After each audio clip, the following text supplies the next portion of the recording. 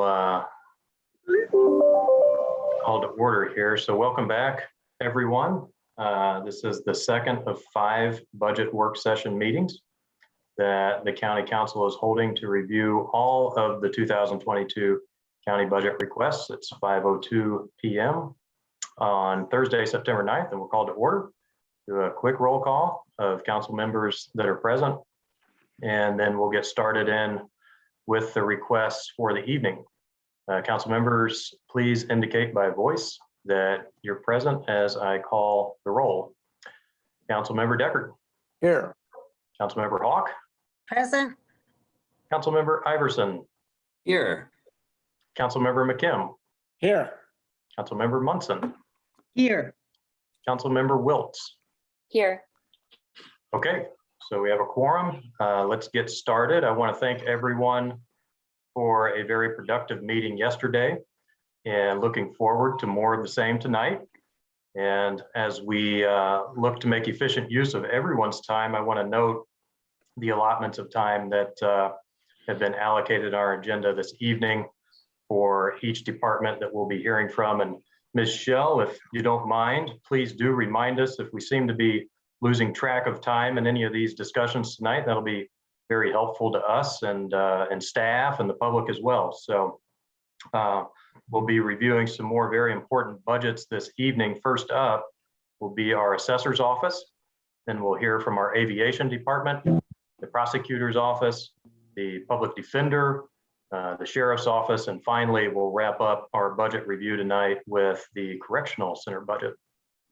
So next on our agenda is the overview of revenues and expenditures, which is kind of a standing item we have at each of our budget work sessions. And I don't believe we have much in terms of substantial or useful updates to share in that regard tonight. So it's okay with everyone and there are no objections. I think we can move right along to our first budget. Okay, and hearing no objections from council, I'd like to invite our representatives from the assessor's office to join us for their budget review. Can you hear me, guys? Yes, and welcome to Monroe County Assessor Judy Sharp. Thank you, Council. Appreciate you. Wait, one moment, please. We need to get a motion to open the budget. Okay, all right, okay. Council, I move to open for discussion and review Fund 1000-0008 General Fund Assessor with $804,606 in the personnel category and $0 budgeted in supplies, services, and capital for a total budget of $804,606. Second. All right, welcome, Ms. Sharp. Thank you so much. I will be really short. That's that budget for that. So any questions? I think we're going to get points if we're really short, right? Yes. So yeah, okay. This is just general fund. Nothing much has changed at all. I just carried over everything like you told me to from last year. Lisa's actually sitting across from me. We're sitting here in my office, so she doesn't want to be on the camera. Any questions about it? This is just personnel. Yeah, we'll check now with council. Do we have any questions or comments? It looks like Ms. Munson has her hand up. A very quick question, and that is why the substantial increase in overtime? Overtime? I don't have overtime. There's no. Am I in the wrong budget? Yep. Hold on. I'm so sorry. I'm so sorry. No problem. I have never. No, you don't. Had overtime. No, this is very straightforward. I was in the wrong spreadsheet. Easy to do. Very easy to do. Yes, too easy. All right. All right, well, that clears that up. Do we have any other questions or comments on the assessor's general fund budget? Very straightforward to me, and If there are none, we can go ahead and do a roll call vote to accept the Assessor's General Fund budget. Counselor Deckard, Yes. Counselor Iverson, Yes. Counselor Spoonmore, Yes. Counselor Munson, Yes. Counselor McKim, Yes. Counselor Wiltz, Yes. Counselor Hawk. Yes. Motion passed unanimously. Thank you. All Council. right, sales disclosure next. Sorry, go ahead. Council, I move to open for discussion and review Fund 1131-0000 sales disclosure with $41,453 in personnel, $0 in supplies, $15,000 in services, $0 in capital, for a total budget of $56,453. Second. All right. Any additional information on this budget? Me? Yes. Oh, okay. I wasn't sure. It did go up a little bit, did it not, Lisa? Yes. Yep. We added more part-time money. We added, okay, this was the big change in the three budgets. And I have talked over this with Councilman Hawk. She's my rep, and we went through all of this. What I'm requesting is a little bit more money in part-time help. And the reason for that is I'm authorized 14 full-time people, and I don't want to ever come back. I never say never, but I don't want to come back for any more. And we're able to run this office with part-time help that can do all of the stuff that actually my level 2s and 3s can concentrate on much more, data-driven that they have to do. Part-time help frees up all of that, and so much of the everyday work that anyone could do without any certifications. We've always hired IU students. Been very fortunate for all these years to get kids from IU that'll come here and spend anywhere from 1 to 4 to 6 years with us if they go into graduate school. Mhm. This past year, during COVID, we hired a young lady that had graduated from IU, and we brought her in as part-time, knowing that I was going to lose some longtime staff people in the future. I know that I'm losing 2 people that have been in my office and in county government for way over 20 plus years together. And I'm losing a prime member of my team, which is Michelle, who is the head of the sales disclosure group, and she's going to retire on me next year. Another one had already told us that she was going to retire this last July was her plan, which we knew. Well, unbeknownst to me or anyone in my office, in late June, one of my staff members that had been with me for 4 years gave me her notice, 2 weeks notice. And it really threw me for a loop, to say the least. That never has happened in here. And this lady decided that she needed to change her career path, and she's going to go clean houses. And I think this COVID and everything took a toll on my office like it does a lot. So she gave me her 2 weeks notice. Well, that was a huge loss to the office. But the young lady that I had hired in January, I knew that she could work for a year and replace one of these other people that we thought was going to leave in July or in the next year. Well, then when this happened, the lady that was going to quit in July said, hey, I will stay on for the rest of this year, or hopefully for the rest of this year. But I was still one man down. So I took the part-time person who had turned out to be a very, very good hire, really sharp young lady, learned this office, learned the job, is working on her level 1 right now, should have it pretty soon. We'll have her level 2 with no problem by the end of the year. We moved her into full-time. that left me with no part-time people, and knowing that I'm still going to lose these 2 people that I knew I was going to lose in the first place, I've got to get people in here that I can train. So what we are doing, we bring them in for what we call permanent part-time. It's just that we can run them for how many hours, at least 28 hours a week, and really feel comfortable training, teaching them.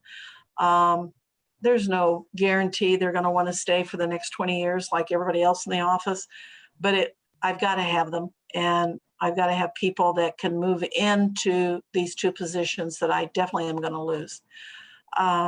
So that's why we up this. I've got 2, one staff member that we hired just graduated from IU, has actually applied to work in the county, and because she didn't have any experience in her degree, she decided to try us. So it was their loss and our gain that they didn't hire this young lady, because she, from what I can tell, is phenomenal. And she has decided that because of how hard it was to get into using her degree, that she's probably not going to use that degree after all these years. And that's once again a loss to the people that could have had her.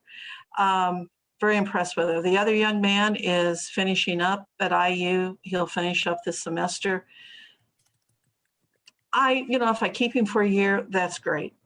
He's not going to stay here and work in the assessor's office, but he's turned out to be really competent and likes the job, and we like him. So these are the 2 permanent part-time people. You don't have to do benefits. You don't have to do anything. They come in and they work and they go home, and they've got a great job. And we've got 2 people that are fitting in extremely well in the office. So that's why we upped that part-time line this year, so I could bring in 2 really competent young people that if I get one out of them, awesome. If I get both of them, even better. But I think we're very, very lucky. Lisa and I tried to hire. We put out, ads. Wow, if you guys have tried to hire lately, it is tough. And I felt so fortunate to get all of these 2 that we finally hired. So that's why it went up. Got it. Okay. Let's see. It looks like Mr. Kim has his hand up. Yeah, thanks, Ms. Sharp. I actually just wanted to know, first of all, what kind of balance you have in that fund, and then about how much a year are you taking in? Well, Jeff, that's the $64,000 question. It's sales disclosures. Just to give you an example, we were up to almost 1,000 more than we did last year this time, close to it. That's a pretty good chunk of change. Also, the legislators changed it. They doubled the sales disclosure fund that comes to the county assessor July 1st. So it's only been a couple of months with the new rate. If it continues the way it is right now, and it has been, I don't know where we'll be in a year from now. It's only going to go up, Jeff, I can assure you. I think we checked, Lisa and I checked a couple of weeks ago. I think we have about $156,000 in that fund. That fund can only be used for anything related to sales, which in my office is everything. You know that. I already have a part-time, or not a part-time, I have a full-time person that you guys have split 50-50, 50 out of sales, 50 out of general fund. And that was before that. We've been doing that for quite a number of years, but now with sales as crazy as they are, and them doubling the fund, we'll be sitting on a pretty fair amount of money. So I know what you're getting ready to ask. Could I transfer a full-time person to it? Everybody's sitting there grinning. I didn't ask. You didn't, but I'm looking at Cheryl. She's nodding and grinning. But anyway, Lisa is not nodding and grinning. Just so I tell you that. Lisa said, "I told you so." Could we? Of course I can. Because I know how great gracious you all are. If I say it's broke, then you have to put it back in the other place. We know that. I could do that if and when at the end of the budget season, you need a couple of $1,000 extra. I could do that. You know that. So it's up to you guys. I don't care this year. And we'll have, I mean, we've got 100. The only thing we use it for sales. It seemed like there was something else that Lisa and I talked about. Maybe that was just it. We have training and software. We put training and software in it, of course, like we have never done. It seemed like there was something, Lisa. Oh, software. We do know that the state is just messing up our software systems terribly. And they've already messed up in our sales disclosures. And this past year, when we had COVID last year, they kicked us out of the state ran system, and we had to buy Simplifile, which the recorder also uses. And the recorder is paying for it, but there is a new sales disclosure system out there that we have just gotten word about that looks phenomenal for the assessors. And so we thought, just to be on the safe side, if something should happen, because I just don't know what the state's going to do with us. They made us do another personal property, state personal property thing that isn't working well. So just to be on the safe side. And we never use this money unless we would have to. I would like to make a clarification. Assessor Sharp, your fund, the employee is split with 0.33. Is that what it is? Okay. Yeah, Okay. Thanks, Kim. Appreciate it. you're welcome. We also have 5 minutes remaining. Okay, got it. Thank you. Counselor Munson? I didn't start till 5:30. 5:05. Thank you. Thank you, Assessor Sharp, for your offer, and to Michelle for pinpointing what this percentage is. But I also looked not just at the salary, but at the benefits, and I presume those would also move to from general into this fund. Is that correct? Correct. Okay, thank you. Do you have any more questions or comments on the sales disclosure budget? I appreciate Assessor Sharp. Yeah, go ahead, Ms. Hawk. Like to make a quick comment. You know, you always have sales disclosures as long as you're having sales. So you have sales when the property is selling because everybody wants to buy, and you have sales when people are, you know, reducing and trying to move out. When you don't have sales is when it just stagnates. And that's what we can't afford to do. We don't know what the future holds, whether or not it will stagnate. If it does, I would not want to be trying to move anything from the sales disclosure over into general. Let's see what happens with sales. Let's make sure we're on solid ground there. And then we could move if it looked as if it was still going to be going gangbusters. Yeah, that's exactly what I was going to say as well too. This would not be my first choice of funds to move from general, but something that we can kind of put a marker on here and see how things shape up. And if push comes to shove and we get ourselves into a pinch at the end of the budget process, this might be an option for us to look at. But I appreciate Assessor Sharp making that suggestion, and we'll keep our eye on it. So thank you very much. Any other questions or comments? Seeing none, we'll do a roll call vote to accept the sales disclosure fund budget. Counselor Wiltz, Yes. Counselor Iverson, Yes. Counselor Spoonmore, Yes. Counselor Munson, Yes. Counselor Hawk, Yes. Counselor McKim, Yes. Counselor Deckard. Yes. Motion passed unanimously.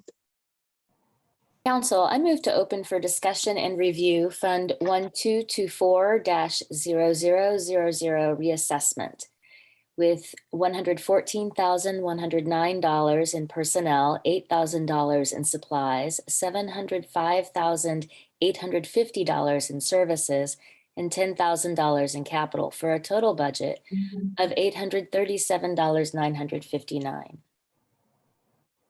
Second. All right, Ms. Sharp, tell us about this one. Sure, this is the big one. This is the reassessment. This is where most of everything else comes out of.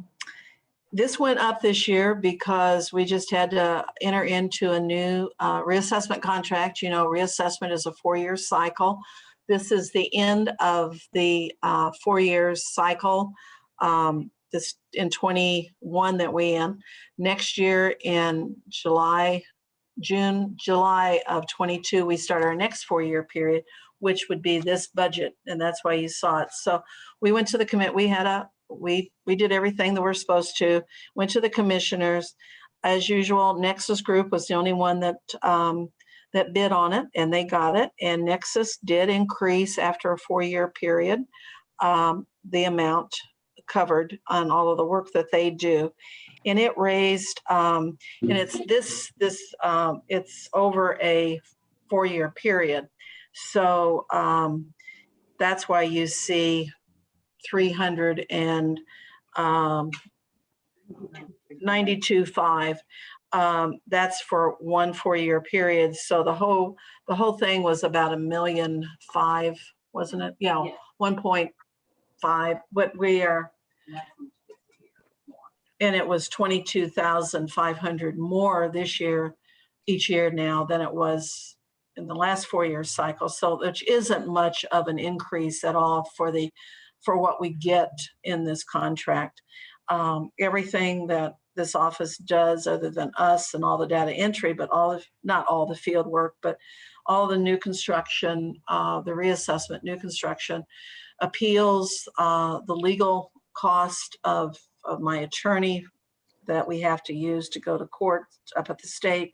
All of that is part of this contract.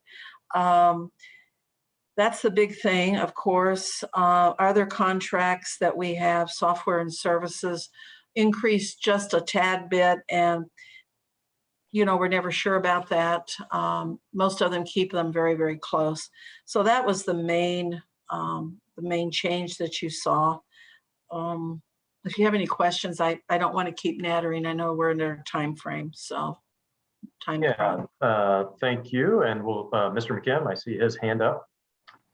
Thank you. Line 17801 part-time increased substantially, and there's a note on our workbook saying added additional funding to prevent having to do an additional appropriation. And I know I also just saw an advertisement go out for an additional appropriation for the assessor's office. So I don't know if those are linked or what this actually means. Hang on a minute. So it's because of having the 2 new 28-hour for training that we increased this line as well as the one in sales disclosure, so that we had covering. yes. That's what Lisa said. That is exactly what you thought, Jeff. We've increased that one in sales disclosures and in this one. That would be enough money to cover the 2 permanent part-time people without having to come back to you for anything. Plus another part-time. A lot of work in this office is being done with only 14 full-time people right now. Okay, so this is not related to the additional appropriation that was just advertised then. It's so that we don't have to do the same thing next year. So we don't have Next to do year. Next year. Yes, sir. Got it. Okay. Yeah, Thank this you. is for next year. I'm sorry, Jeff. No, it wasn't clear in the note, but no, that makes sense. That helps. Yeah. Mr. Iverson and then Mr. Deckard. Ms. Sharp, thank you for your thorough presentation here. My question is on the levels of assessor certifications. Yes, and sir. I see that we're going to be having a level 3 certification coming. And I was wondering if you could just talk about the value that brings to Monroe County. Oh, wow. Yes. You realize, Councilman Iverson, that there are certain positions in this office that we don't have a choice. We have to be a level 3. So anyone that supervises or does major actions with the state, all of the reporting, all of the computer stuff, myself, my chief deputy, the appeals division, we all have to be level 3s. That's all there is to it. That's in statute. Then it brings so much into this office because these people have taken this profession 10 steps higher than the level 2s. It's very difficult to attain. It isn't just given lightly. It is 5 courses that are college graduate courses. It would be any of these courses that we take. If you had to go to IU, it would be a semester graduate course. We do it in a week. They are tested. We have to continue with certifications, the hours, to get the hours in to keep them. If I personally lose my certification, I can be removed from office, period. So it's very valuable. God, yes. But not only that, if they don't have this level 3, like Neely, who is in appeals, she's not really supposed to even be able to talk to people because the state looks at that as she's doing something a much higher standard for appeal work and stuff to go to court and everything. So yes, and what we have decided, we've picked the people that are basically supervisors and people that I know are moving into supervisory roles.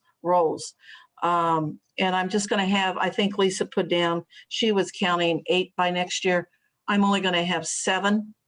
That would be half of the staff that is going to be, and it's really interesting to watch and listen to them now with their knowledge and speaking to taxpayers and being out in the field and doing what we need to do.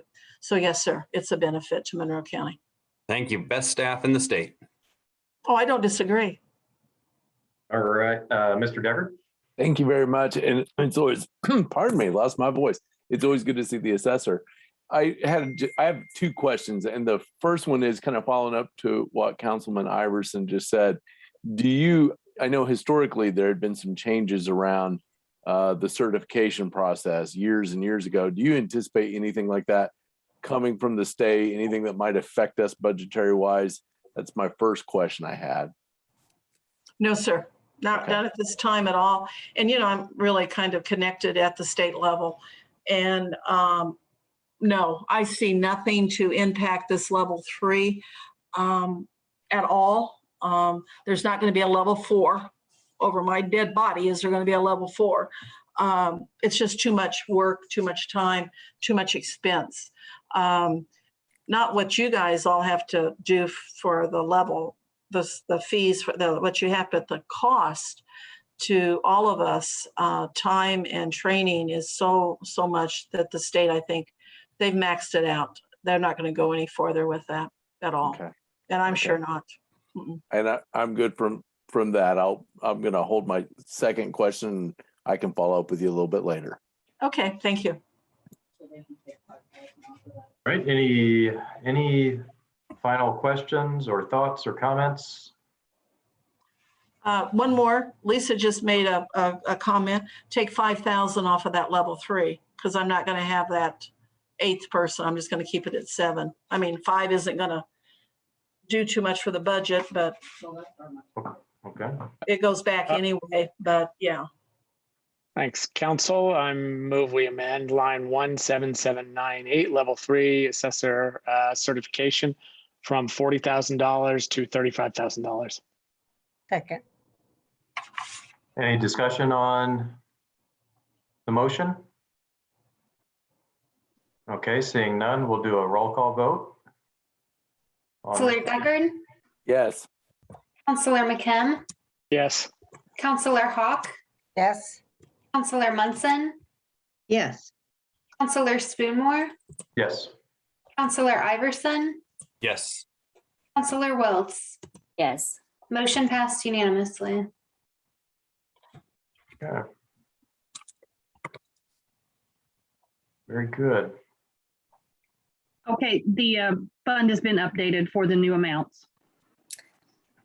Council, I move that we accept the assessor's budget in Fund 1224-0000 as described previously in supplies, services, and capital with a change to personnel, making it $108,727 for a total budget of $832,577.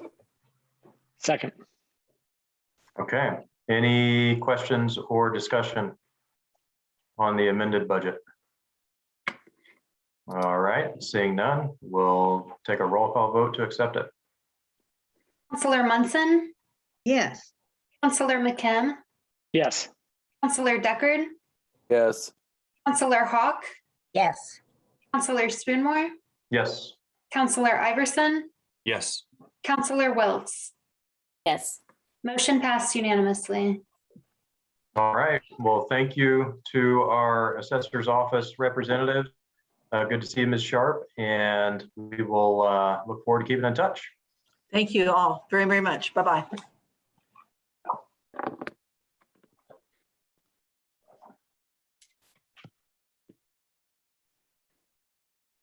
Council, I move to open for discussion and review Fund 1107-0000 Aviation General with $665,030 in personnel, $75,250 in supplies, $438,400 in services, $78,000 in capital for a total budget of $1,256,680.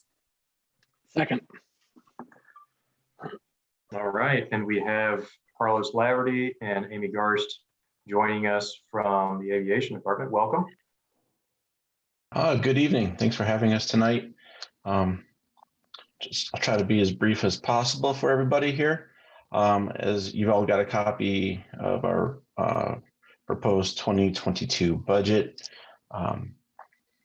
If the council will recall, for 2021, we essentially came in with a flat budget. There was a lot of uncertainty about how things were going to play out with the pandemic. So the airport tried to be as conservative and cooperative as possible. And with what we could control outside of personnel, we just came in with a flat budget. This year, out of our 41 non-personnel budget lines, we're keeping 31 of them flat. One, we're decreasing, and we're only looking for increases in 9 of our budget lines, and those are targeted. And I can kind of explain those a little bit here. We're looking for the most significant increase or bump that we're looking for really is, let's start with the largest here, is parking lot repair and maintenance. Council may recall we have a new Ivy Tech facility at the airport, and there's an asphalt parking lot surrounding that facility and our air traffic control tower, which has been slated for some replacement actually for a few years. We're requesting a one-time significant increase in that line from 15,000 to 50 to get that parking lot repaved. It's crumbling in an extremely poor condition. It just can't be sealed again. And then the other another large increase that we're looking for is to line 3150 for our security fence. Year before last, we had implemented or brought in some new electronic security gates to the airport, how we control access for our tenants and flying public. Previously, we had some keypad readers at the gates with a 4-digit code. You couldn't put in more than one 4-digit code. I'm pretty confident half the county had the 4-digit code. So now we've moved to kind of like a wireless key fob type system. It's the you can either put a window sticker on, like at the car wash, or an RFID badge that you keep in your wallet. So we want to keep moving forward now. We installed 3 of those gates. We want to do the rest of the gates that we have. They've worked very well. Everybody's really happy with them.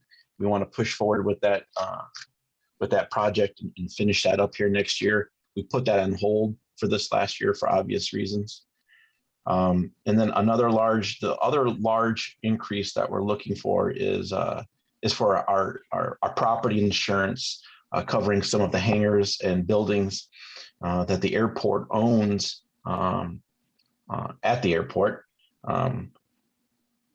Quite frankly, what we found was an oversight where when an airport owned building was being leased out by an entity, there was an oversight or a misunderstanding about insurance. The lease required insurance to cover any kind of damage to the building by that business's or that person's actions or operation, but there was no regular property insurance to protect us against damage caused by others, perhaps weather, or if we were out there plowing snow and happened to run into that building. There was a misunderstanding, I guess, in previous administrations. So all of these buildings that we had leased out, there was no property insurance on. So we fixed that right away when we discovered the oversight. So for line 33008, we're requesting a bump from 35,000 to 55,000 to get us where we need to be on that. There's a few more increases we're looking for. Coming back up here, they're all pretty insignificant raises, a few $1,000s here and there. $5,000 additional dollars for runway taxiway repair and maintenance. Since I've been here, I've been discovering that there just has never been enough money budgeted for significant airfield taxiway runway tarmac repairs, paints that we have to do, any kind of spall repair, crack repair. We've been burning through those numbers pretty quickly, and we need to beef that up. But everything else is either flat.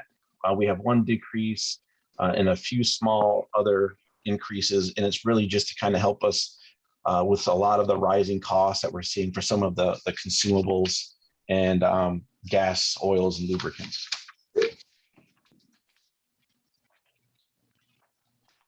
All right. Thank you very much for that presentation of information. Mr. Kim. Thank you very much, Mr. Lavery. I would just, I wanted to ask for any of these capital improvement projects, of which you've got a couple of them here, could any of those be paid either by the commissioners through CUMCAP, were they asked? And also, what about the airport construction fund? Would they be appropriate for airport construction funding?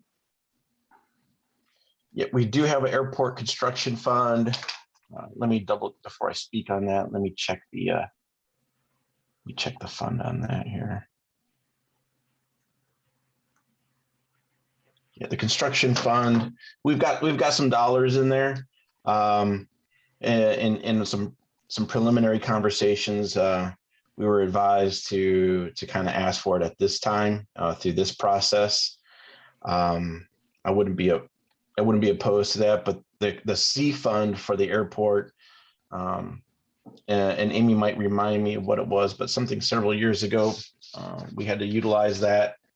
But for the parking lot repair, that is probably something that we could certainly take a look at, and maybe some of the gates. I think that is the definite possibility, but we were hoping to use that construction fund for some other projects that we have at the airport and some of the 55-acre development. So that was kind of our long-term wish for that fund. Yeah. Since none of that will be FAA reimbursable. Got it. Okay, I'll wait for my colleagues, see if my colleagues have any comments, but I might be inclined to make a motion to cut one of these lines down with the idea that you might go back and see if you could pay for something out of airport construction. Counselor Hawk. Yes, could you remind us about the rather expensive project for lighting and where you stand on that? Yeah, thanks for the question, Counselor Hawk. I'm just gonna pull up my numbers here. Contractual, my lighting. And now you're talking about, you're just general information about the airport improvement project.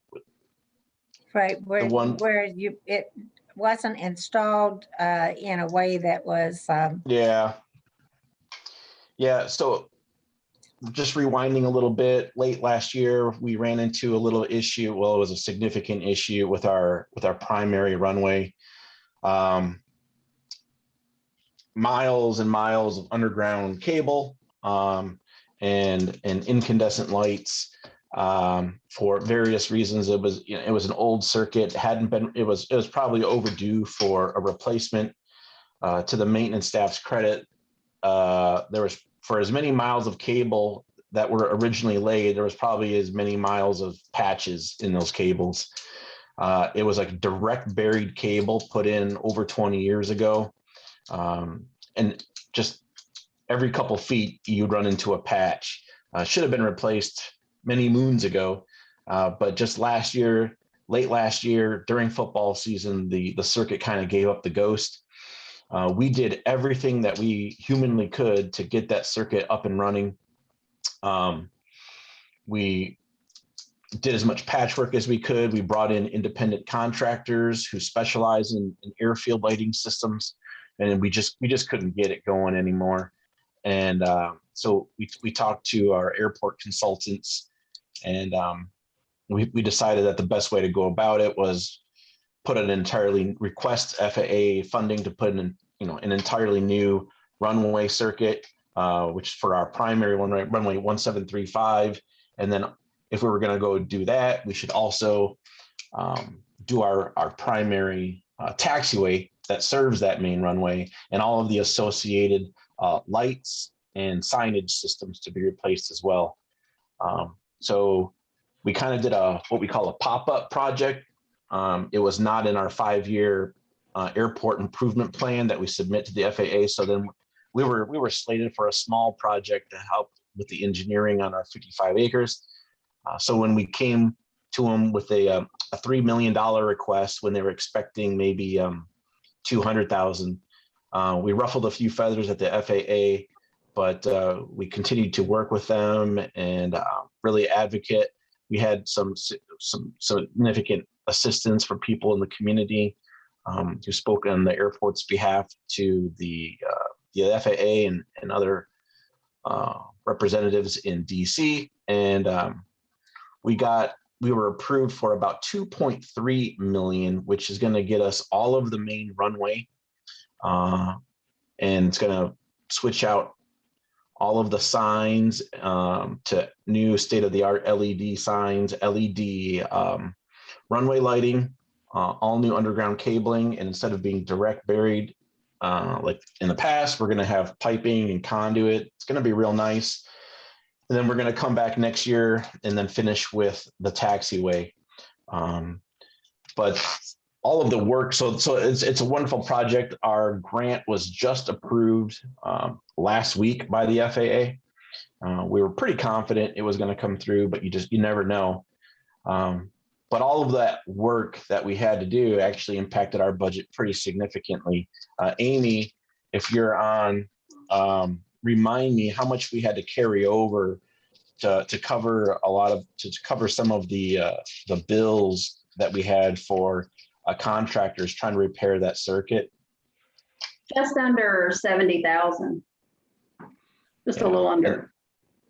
Yeah, so we spent way more than $70,000 trying to repair that circuit before we kindly waved the white flag and decided to make it an airport improvement project, which is great, but we can only do so much with the FAA every year. So It's great that we're going to get a new runway lighting circuit, a new taxiway lighting circuit, a new electrical vault and backup generator, but now it pushes all of these other projects that we had planned for the airport, 2 years back.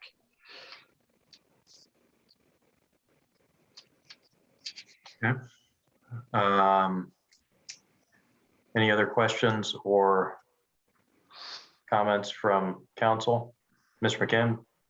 Yeah, I guess I'm going to make a motion and council, I move we set line 30130 parking lot repair and maintenance from $50,000 to $10,000 with the request that the airport attempt to pay for the rest out of airport construction.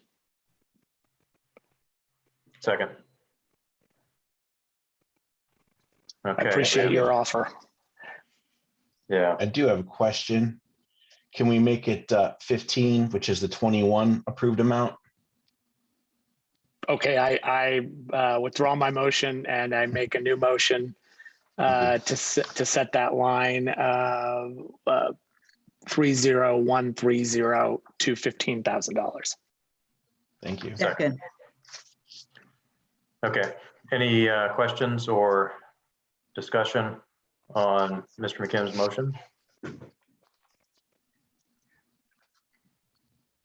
All right, and this was, again, just want to reaffirm this with Mr. Laverty.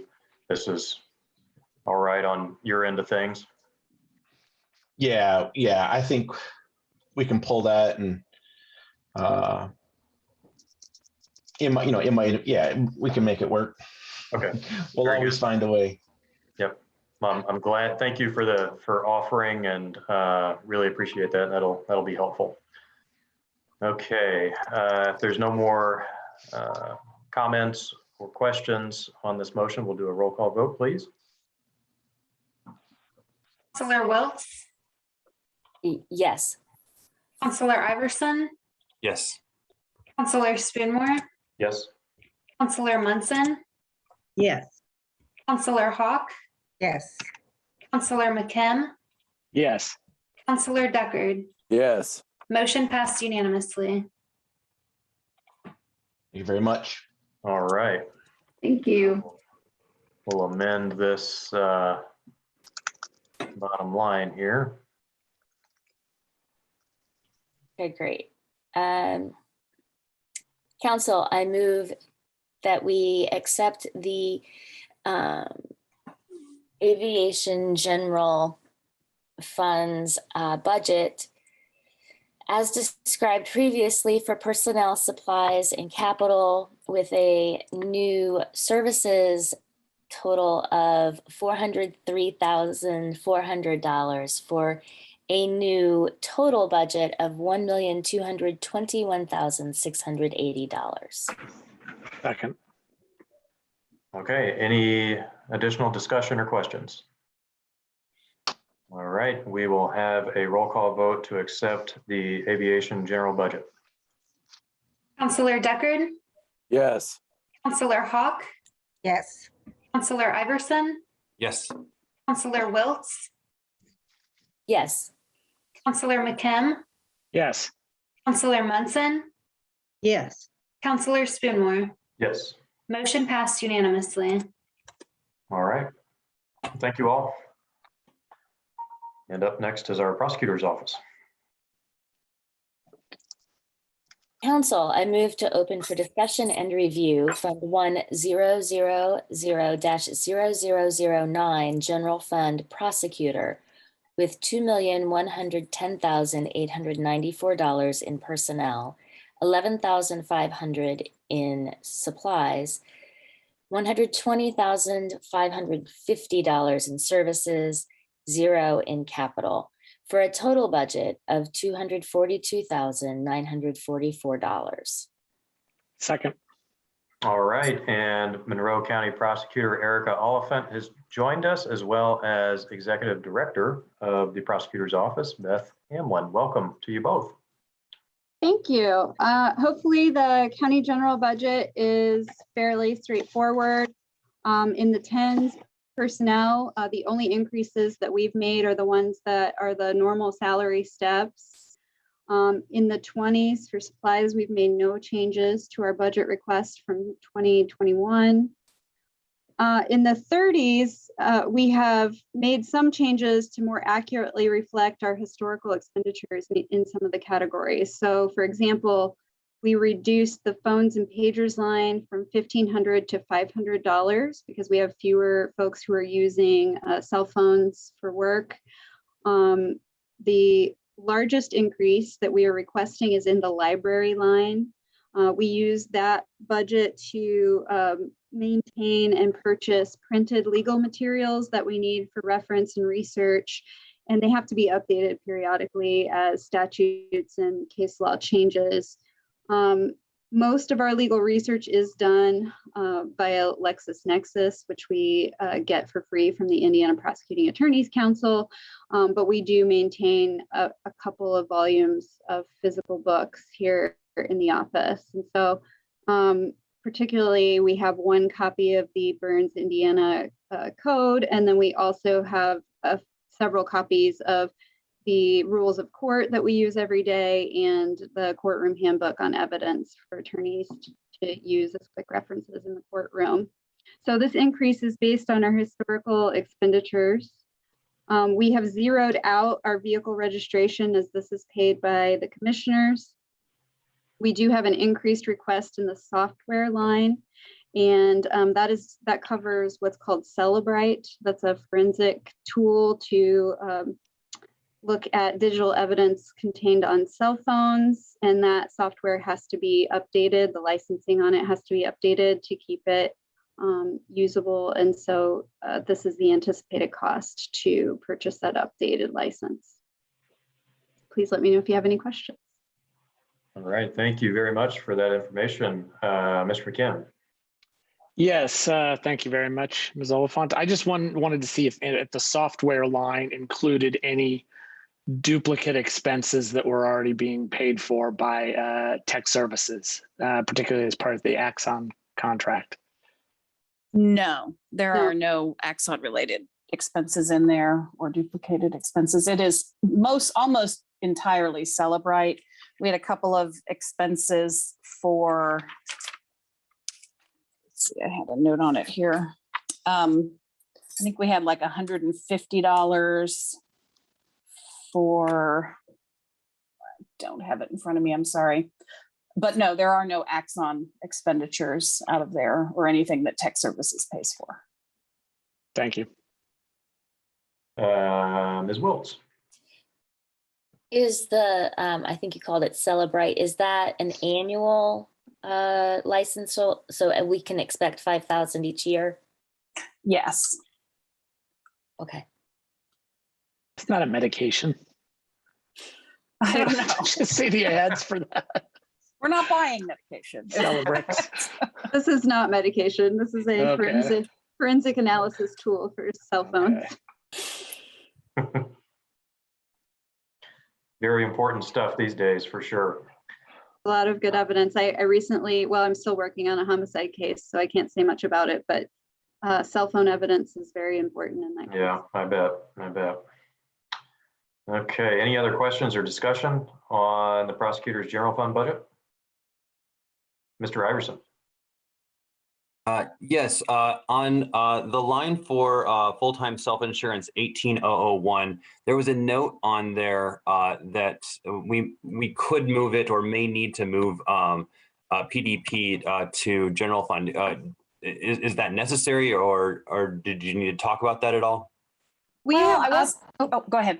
I was just gonna say, we've opted not to make that request this year. We every year are dealing with sort of a dwindling pretrial diversion fund and have paid for various things out of that fund over the years. But Beth has sort of come up with a way to probably keep us in the black in the pretrial diversion fund for this year by taking some, changing some of our requests for supplies out of the pretrial diversion fund, which will be coming up.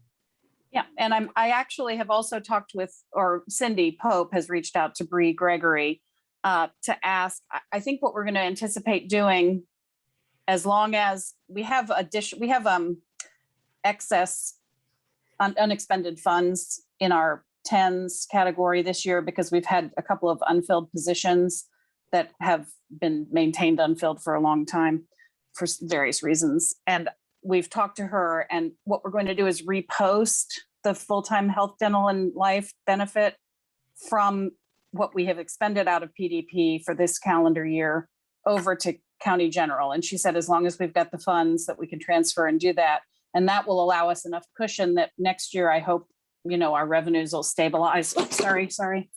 Our revenues will, yeah, I'm okay. In addition to the monitors stabilize. Yes, that's my phone. So yeah, that's my plan, so that we don't have to write it into this budget for 2022. If we get in a pinch next year and I have to come and ask you guys, to do that again next year, I will, but I prefer not to expect to do it. Yeah, and I can say that, I appreciate so much working with the prosecutor's office. Councilman Deckard and I are both liaisons there, and we probably meet with them about once a quarter just to go over, budget related ongoing things. And I really do appreciate how they approach this process in an ongoing way throughout the year. It makes these discussions so much easier for us. So thank you very much. And for being so proactive throughout the year before we get to these meetings. It's really, really helpful for us. Thank you for taking the time. Any other questions or comments? All right. Well, seeing none, Ms. Miller, I think we're ready for a roll call vote on the Prosecutor General Fund budget to accept it. Counselor Iverson, Yes. Counselor Spoonmore, Yes. Counselor Munson, Yes. Counselor Deckard, Yes. Counselor Welts, Yes. Counselor Hawk, Yes. Counselor McKim. Yes. Motion passed unanimously. We are now on child support, am I correct? Correct. Thank you. Council, I move to open for discussion and review Fund 1000-0660, General Fund Child Support, with $1,149,921 in personnel, $4,000 in supplies, $45,938 in services, and $0 in the capital category, for a total budget of $1,199,859. Second. All right. All right, so this one hopefully will be an easy one, because the only changes that we made are those that were directed by the council's budget letter. Okay, very good. Thank you. And we'll see if we have any questions or discussion on this, on the child support budget. Do we have any? Doesn't appear so. Very straightforward. So we will do a roll call vote to accept it. Counselor Welts, Yes. Counselor Munson, Yes. Counselor Hawk, Yes. Counselor Iverson, Yes. Counselor McKim, Yes. Counselor Spoonmore, Yes. Counselor Deckard. Yes. Motion passed unanimously. Council, I move to open for discussion and review Fund 1155-0000 extradition, with $1,219 in the personnel category, for a total budget of $1,219. Second. Okay. All right, so once again, this doesn't reflect any changes from the 2021 budget request. You may see we were considering building in a little extra, because we had a couple of people leave these positions this year, and we had That's actually the other fund. Sorry, they skipped the public safety lit and moved to extradition. Oh, well, That's cool. Sorry. That's I okay. went out of order. No changes. Yeah, Extradition. we'll come to PS next. Sorry about that. Sorry. No changes to extradition at all. Yep. No changes on this one. Quick question. Remind me, what is the funding source for the extradition? Is that like a court fee or something? Yep. So We often, as a term of a sentence, will get restitution ordered for the cost of having someone extradited from out of state. Got it. Okay. Okay. Any other questions or comments? All right, seeing none, we'll do a roll call vote to accept the extradition fund. Counselor Hawk, Yes. Counselor Wilkes, Yes. Counselor Deckard, Yes. Counselor Spoonmore, Yes. Counselor Munson, Yes. Counselor McKim, Yes. Counselor Iverson. Yes. Motion passed unanimously. Council, I move to open for discussion and review Fund 1170-0009, Public Safety Lit Prosecutor, with $108,246 in the personnel category for a total budget of $108,246. Second. All right, tell us about this one.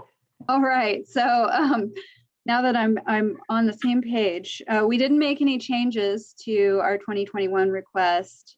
As I was about to say, you'll see a note in there. We were considering trying to build in a little cushion in case someone leaves, because we ended up having to pay out some vacation time this year with some turnover, but ultimately opted not to do that. Okay. Very good. Any questions, comments from council on the prosecutor's public safety lit fund? Yes, Mr. Deckard. And if I'm looking at this correctly, you're asking for less this time on this fund. That actually has to do with the years of service of the person Gotcha. currently serving in the position as compared to the person who was serving in it last year. Thank you for the clarification. Any other questions? All right. We're ready for a roll call vote to accept the prosecutor's public safety lit budget. Counselor Hawk, Yes. Counselor McKim, Yes. Counselor Spoonmore, Yes. Counselor Iverson, Yes. Counselor Wilkes, Yes. Counselor Munson, Yes. Counselor Deckard. Yes. Motion passed unanimously.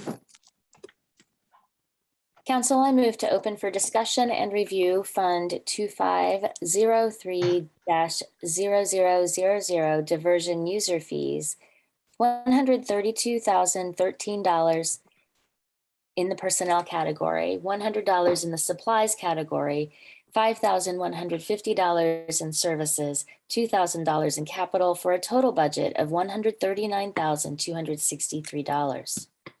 Second. Okay. All right, so in this fund, the tens are remaining the same. You saw our note about how at some point we may have to consider requesting moving health, dental, and life, and some other things out. But for right now, we're just going to leave things the same. The only positions that are paid out of diversion user fees are the positions that actually run the programs. So the infraction diversion director and the pretrial diversion director, the folks who are sending out the information about the program, orienting the people who are eligible, and getting the paperwork filed, the agreements, and then monitoring compliance. So without these positions, we couldn't have these prosecutor-led diversion programs.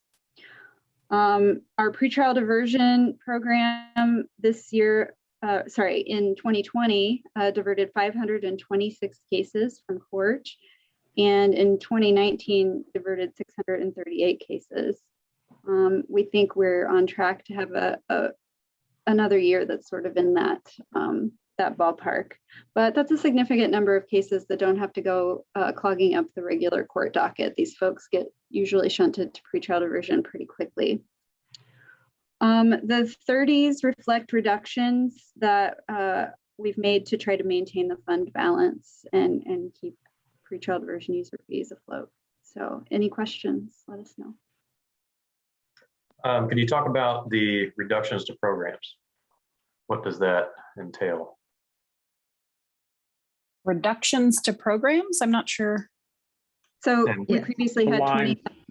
Reduction to revenues, you mean? No. 37, 37.5. Is that undone? Oh, to programs, I see. Yes, that's money that we've used in the past for special programs, like community information initiatives. We've paid for printing and that sort of thing for special posters, but we just don't have the fund balance to maintain an expectation of spending 20,000. We've not spent anything out of that line this year just because we don't have the balance. Got it. Okay. Any other questions or comments? Well, keep us updated on that. If you're seeing that the resources aren't there and it's having a negative effect on your mission, let us know, and we can kind of keep talking about that too. Thanks. Okay. If there are no additional questions or discussion, we will take a roll call vote to accept the prosecutor's diversion user fees budget. Counselor Deckard, Yes. Counselor Wiltz, Yes. Counselor McKim, Yes. Counselor Munson, Yes. Counselor Hawk, Yes. Counselor Iverson, Yes. Counselor Spoonmore. Yes. Motion passed unanimously. Okay, and I think that concludes everything for the prosecutor's office. Am I correct? Thank you. Thank All you very right. Thank you all. Thank Have you. a great evening. Okay, and next up is Public Defender, I believe. Council, I move to open for discussion and review Fund 1000-0271, General Fund Public Defender, with $1,277,451 in personnel, $9,000 in supplies, $111,050 in services, and $0 in capital, for a total budget of $1,397,501. Second. All right, and we have Monroe County Public Defender Michael Hunt joining us, as well as board member of the Public Defender Board, Betsy Green. Welcome. Good evening. We also have Heather Stuffle, who's my administrative assistant. Yes, Heather is here as well too. Welcome, Heather. Mr. Chairman and members of the council, we've upped a couple of things, and I can discuss those briefly. If you look there at 30039, professional memberships, that is a disciplinary fee that all attorneys have to pay into the statewide disciplinary thing. And the reason I put that in there, it's been paid individually in the past, but the prosecutor pays their people, and as part of parity, I'm asking that the council pay for our attorneys in that category. The only other, well, I have a couple of others briefly. We've upped the library, but minimally, I think $500. We've upped transcripts a couple of $1,000 with, I'll call it more serious cases. We file more motions and have to appeal those and we have to get transcripts where we pay the court reporters to type them up. So that's what's happening with that. The special services, which is our category that covers a variety of things, professional services, experts, that type of thing. We've jumped up $6,000. Now, that's one that I can't predict. It's very difficult. And with the more serious crimes, we have to hire some of these experts because the state may file life without parole or that kind of charges where we're required to hire mitigation experts and those type of people. And anytime you go out into the general professional milieu, I guess, and start hiring those people. They're expensive.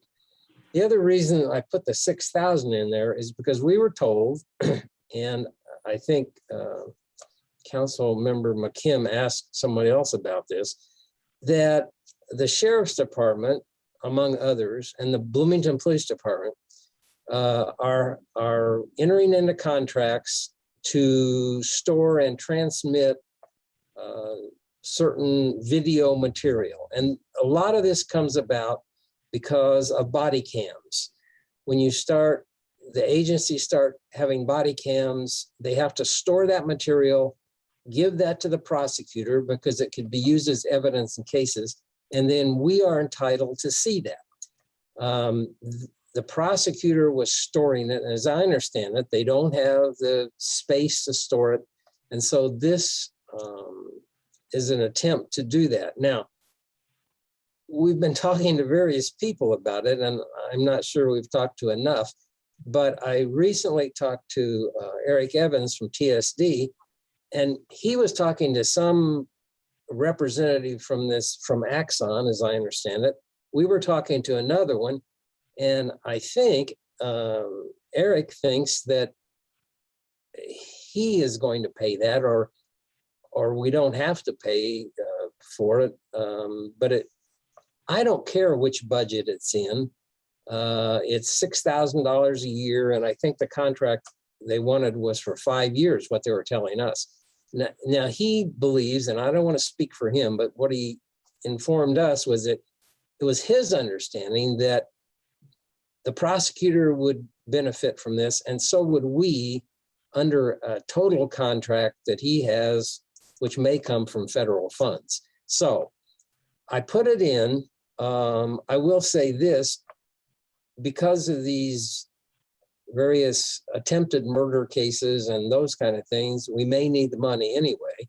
And I've talked to Mr. Deckard about maybe even having to come to the council and ask for more money in that category. But the reason the extra 6 is in there right now is because of this Axon contract. And if the council or TSD or the powers that be decide someone else is going to pay for it, then I don't need that in my budget too. So that's, I think that's everything we put in. There's a couple of salary increases of myself and my chief deputy, and that's related to judicial raises and prosecutors raises, which then go to us. So that's where that is. Does anybody have any questions that I haven't covered? Yeah, let's see. Thank you very much. Mr. Kim. Yes, thank you. And I did speak with Mr. Evans extensively about the Axum issue, and he was quite clear that the, I think, $700-something thousand that the county is already paying for that includes everything that the prosecutor and the public defender would be using. And certainly that the software and the cloud storage is essential, and I know it is essential for your work. But that he made it quite clear that TSD is paying for, and the commissioners are paying for that software. So you're saying that extra 6,000 is in under special services? Yes, I stuck it in there, and I didn't know whether to create another line or just put it in there, because we do contractual services out of there. But like I say, if someone else is going to pay for it, then that doesn't need to be there. Yeah. Council, I move we reduce line 32710 special services from $56,000 to $50,000. Second. All right. Any questions or discussion on Mr. McKim's motion? Okay, we'll do a roll call vote. Councillor McKim, Yes. Councillor Hawk,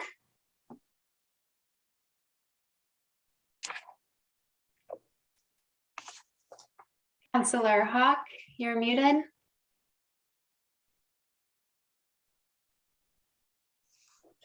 Yes.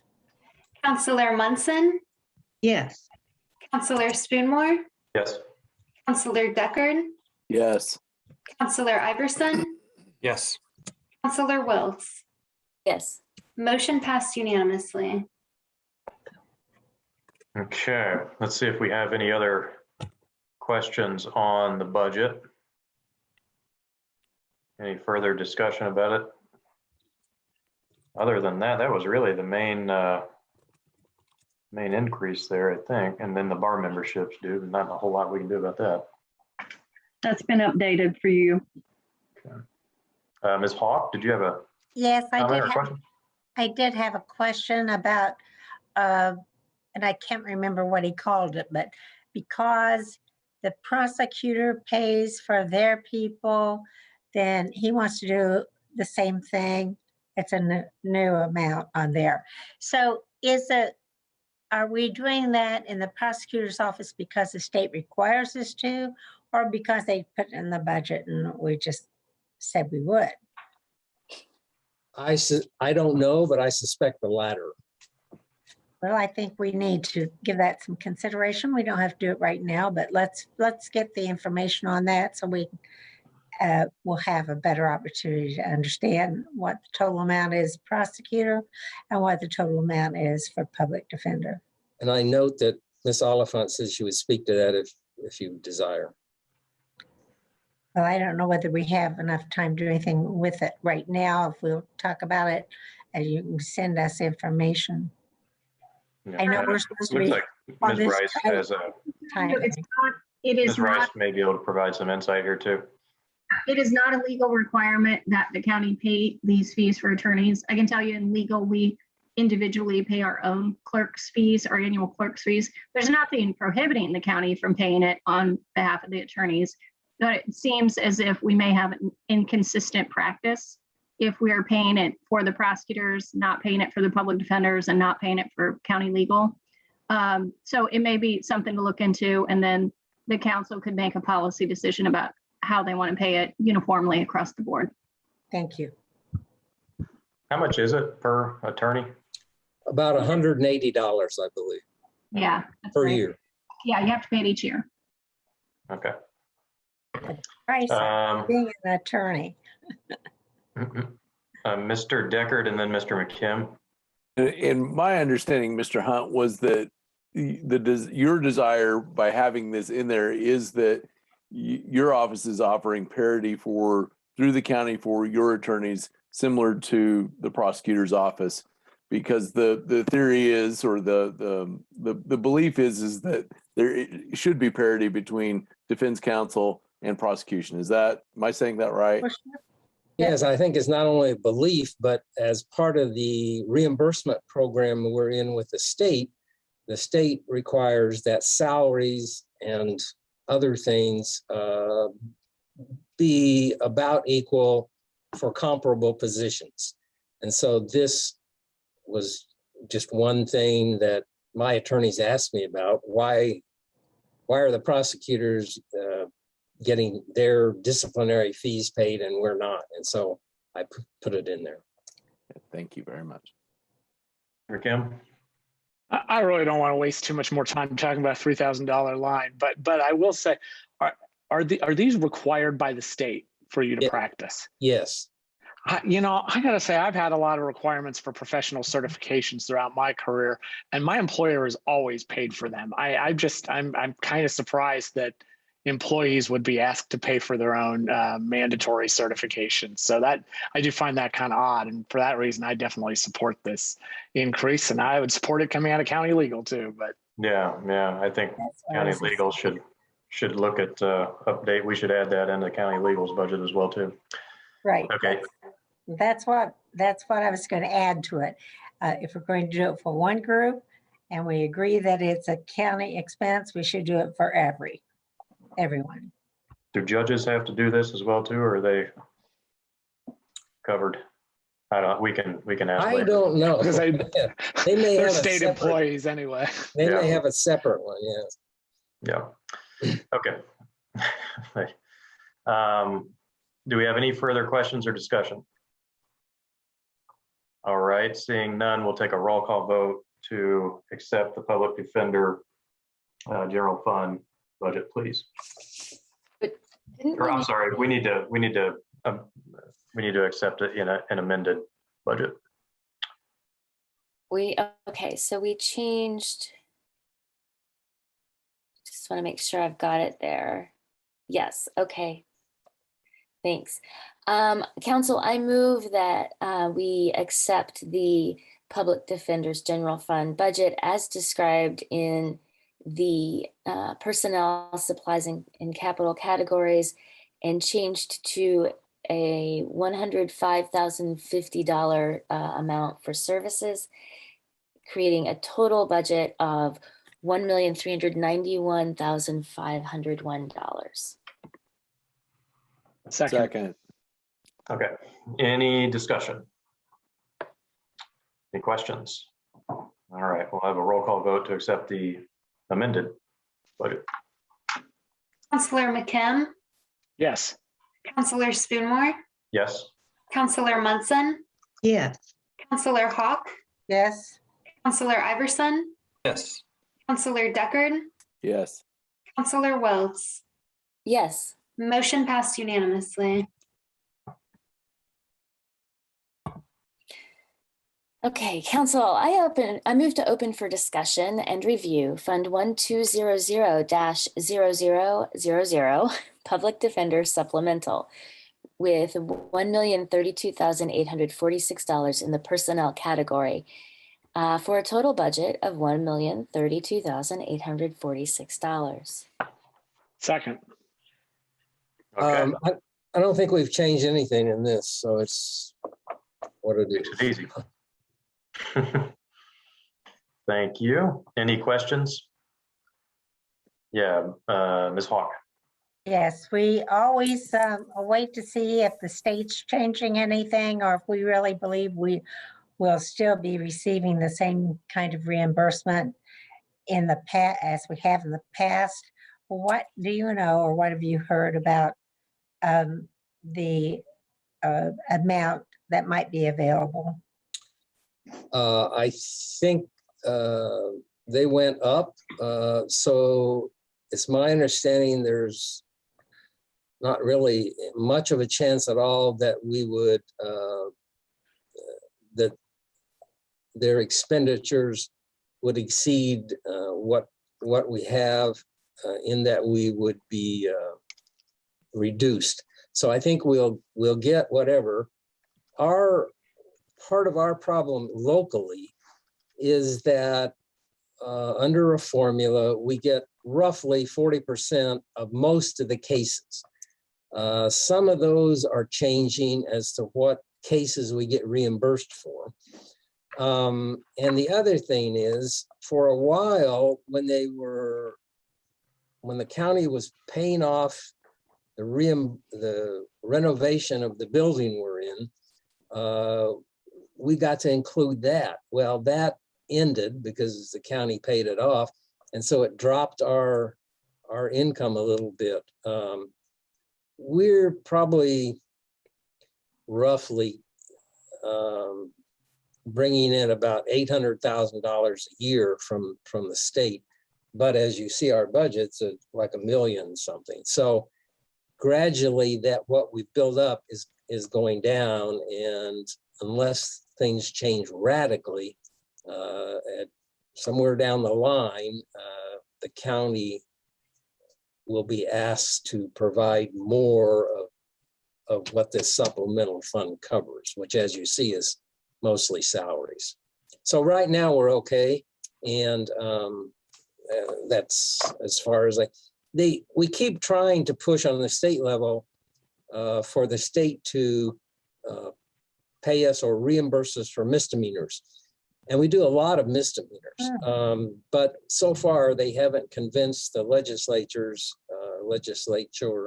to do that. And that's an ongoing, I'm on the board of the chief public defenders, and that's an ongoing goal of ours, I guess, but thus far we haven't been able to accomplish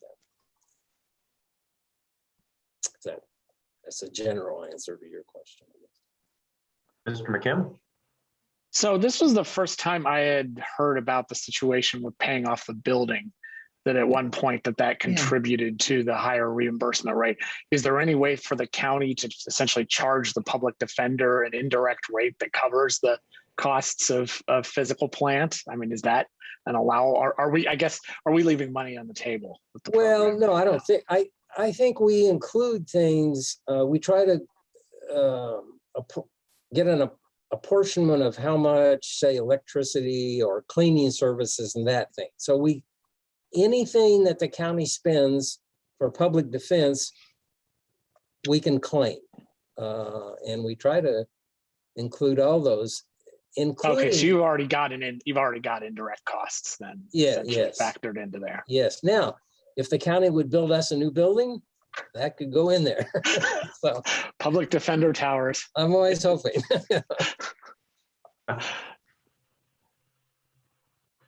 Okay, any further questions or discussion? All right, I think we're ready to take a roll call vote to accept the public defender supplemental budget. Counselor Munson, Yes. Counselor Deckard, Yes. Counselor Hawk, Yes. Counselor Spoonmore, Yes. Counselor Iverson, Yes. Counselor Wiltz, Yes. Counselor McKim. Yes. Motion passed unanimously. Very good. All right, I think that concludes everything for the Public Defender's Office. Thank you very much. Thank you very much. Have a great evening. You too. And up next is our Sheriff's Office.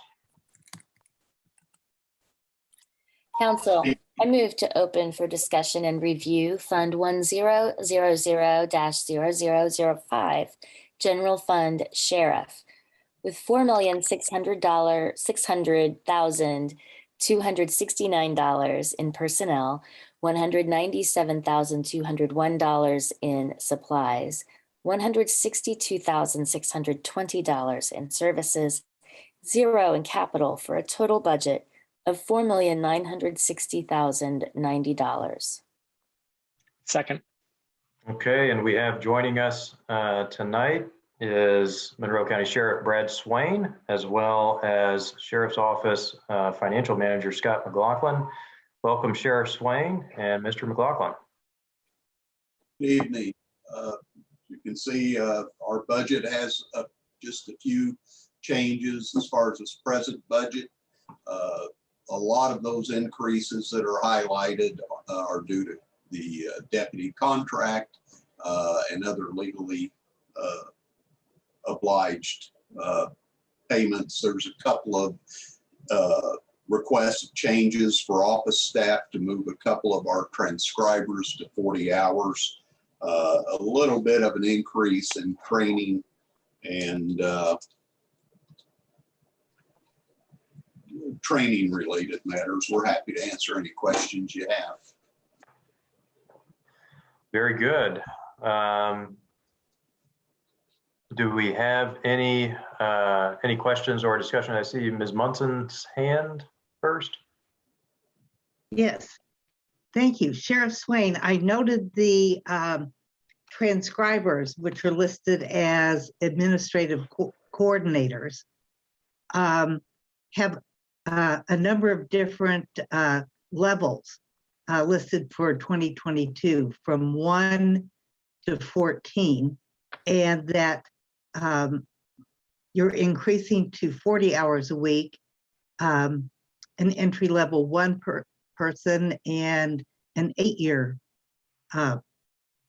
employee, rather than the 14-year employees. Do you have, is this the way you want to have this? Those two that are highlighted, those are the transcribers. The others are the other office administration. So we're just asking for the ones who actually transcribe the case. Oh, okay. Well, I guess the job title doesn't fit the actual work. So that would be good. That would be good to change.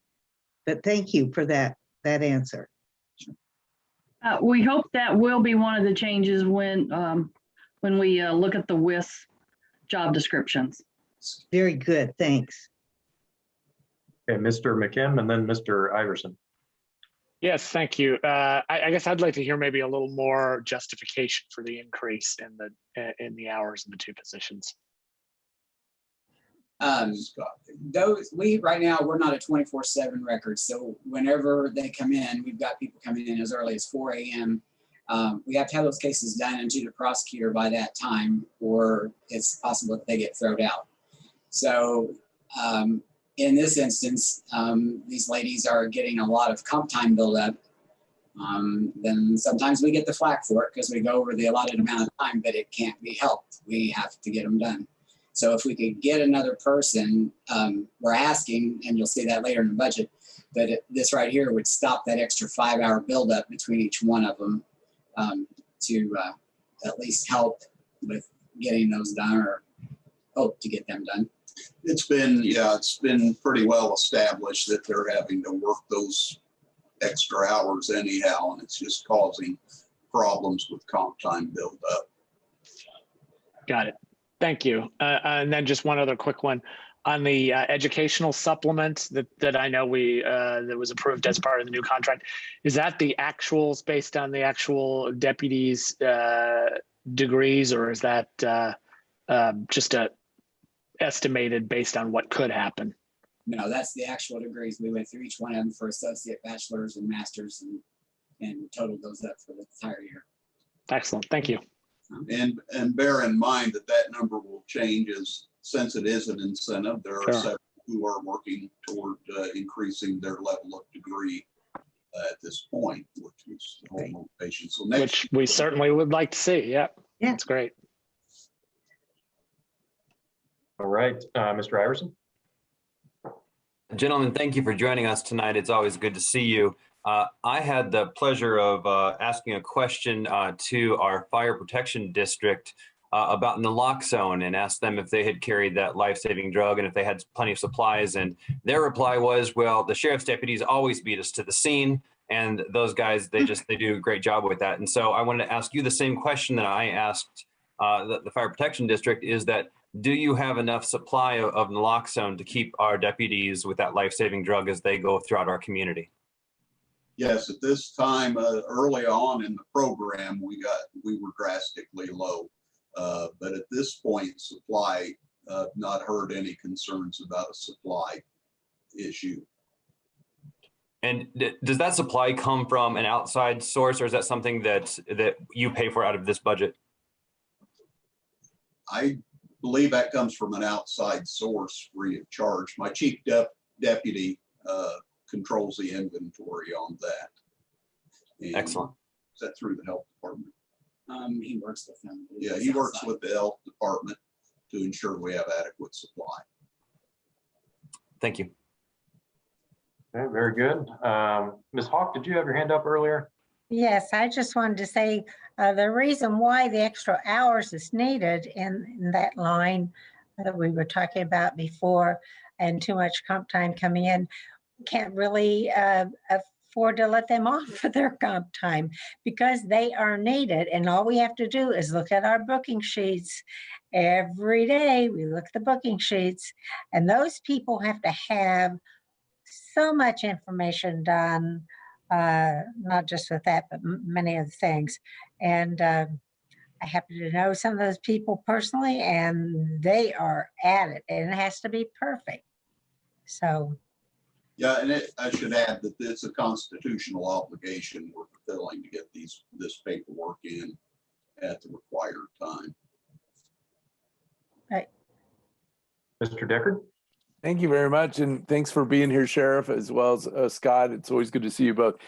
My question is, on the safety supply equipment line, you've got a little bit of a increase. Can you tell me more about what that line covers? I think it probably would be good for the public to hear that too. A lot of that's from the evidence. There's been so many more cases and things are getting sent to the state. Supplies go low because once it's certain things you use once and then you have to destroy it. You can't keep it to use again. And we've had several cases, and just going back over some of the invoices through this year and just comparing, it has risen a lot. we're trying not to ask for anything. I try to always just move money around as we go along because I don't like to come back and ask for an additional. So we're hanging in there, but it's going to be tight. And then just one follow-up question to it. I know, Sheriff, in the past, you'd come before us for some evidence holding facility space, garage space. And I just wanted to check in on that and see where that was if we have a second. I'll say this with a lot of, I'll try and maintain some patience. But since we talked, I have still been awaiting approval of our site plan with the planning department or zoning department. It has been this much time, and the actual construction of the facility would be pretty quick, but we are still waiting approval and do not get phone calls returned or messages returned. That's good to know. Thank you very much. Okay, Ms. Wiltz. Thank you. I just had a question going back to Councilor McKim's point, I believe, about the overtime or comp time. If we're increasing the transcriptionists to 40 hours, would we be able to take a little bit out of the clerical overtime line? That covers both divisions, what we call records 1 and records 2. So it's not just for the transcription people. That's the ones working in warrants that we're getting several of those down that they have to stay over. Sex offender registration and civil process, the paperwork is really starting to pick up there since the students are back now. So that covers the whole division of records. So you're saying no? I'm saying no.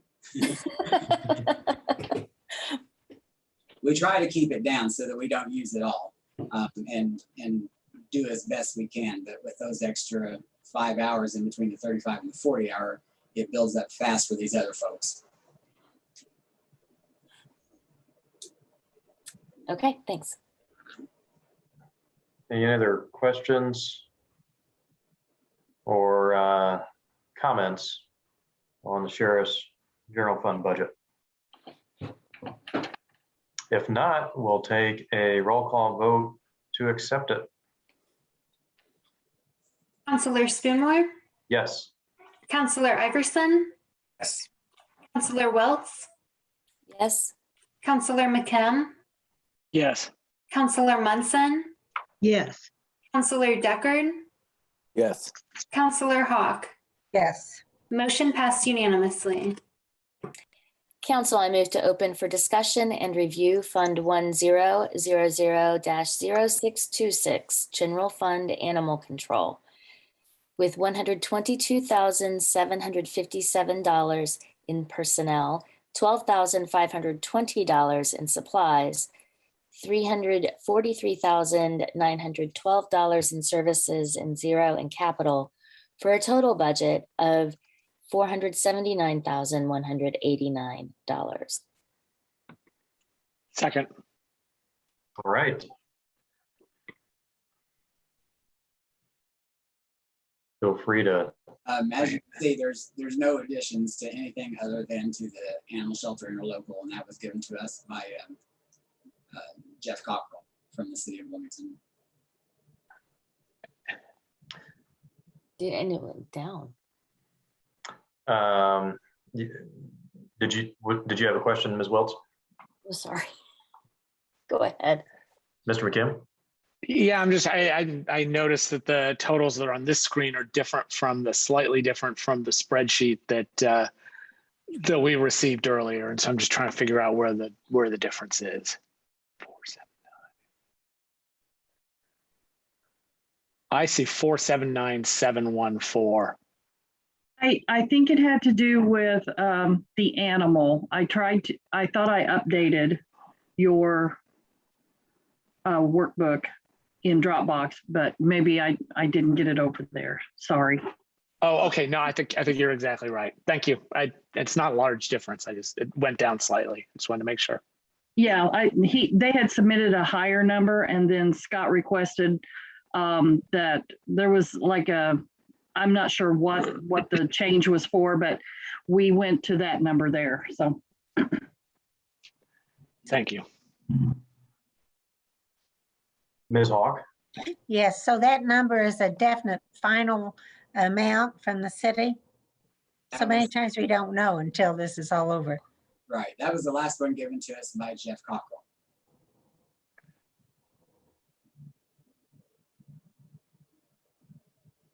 Any other questions or comments? Animal control budget?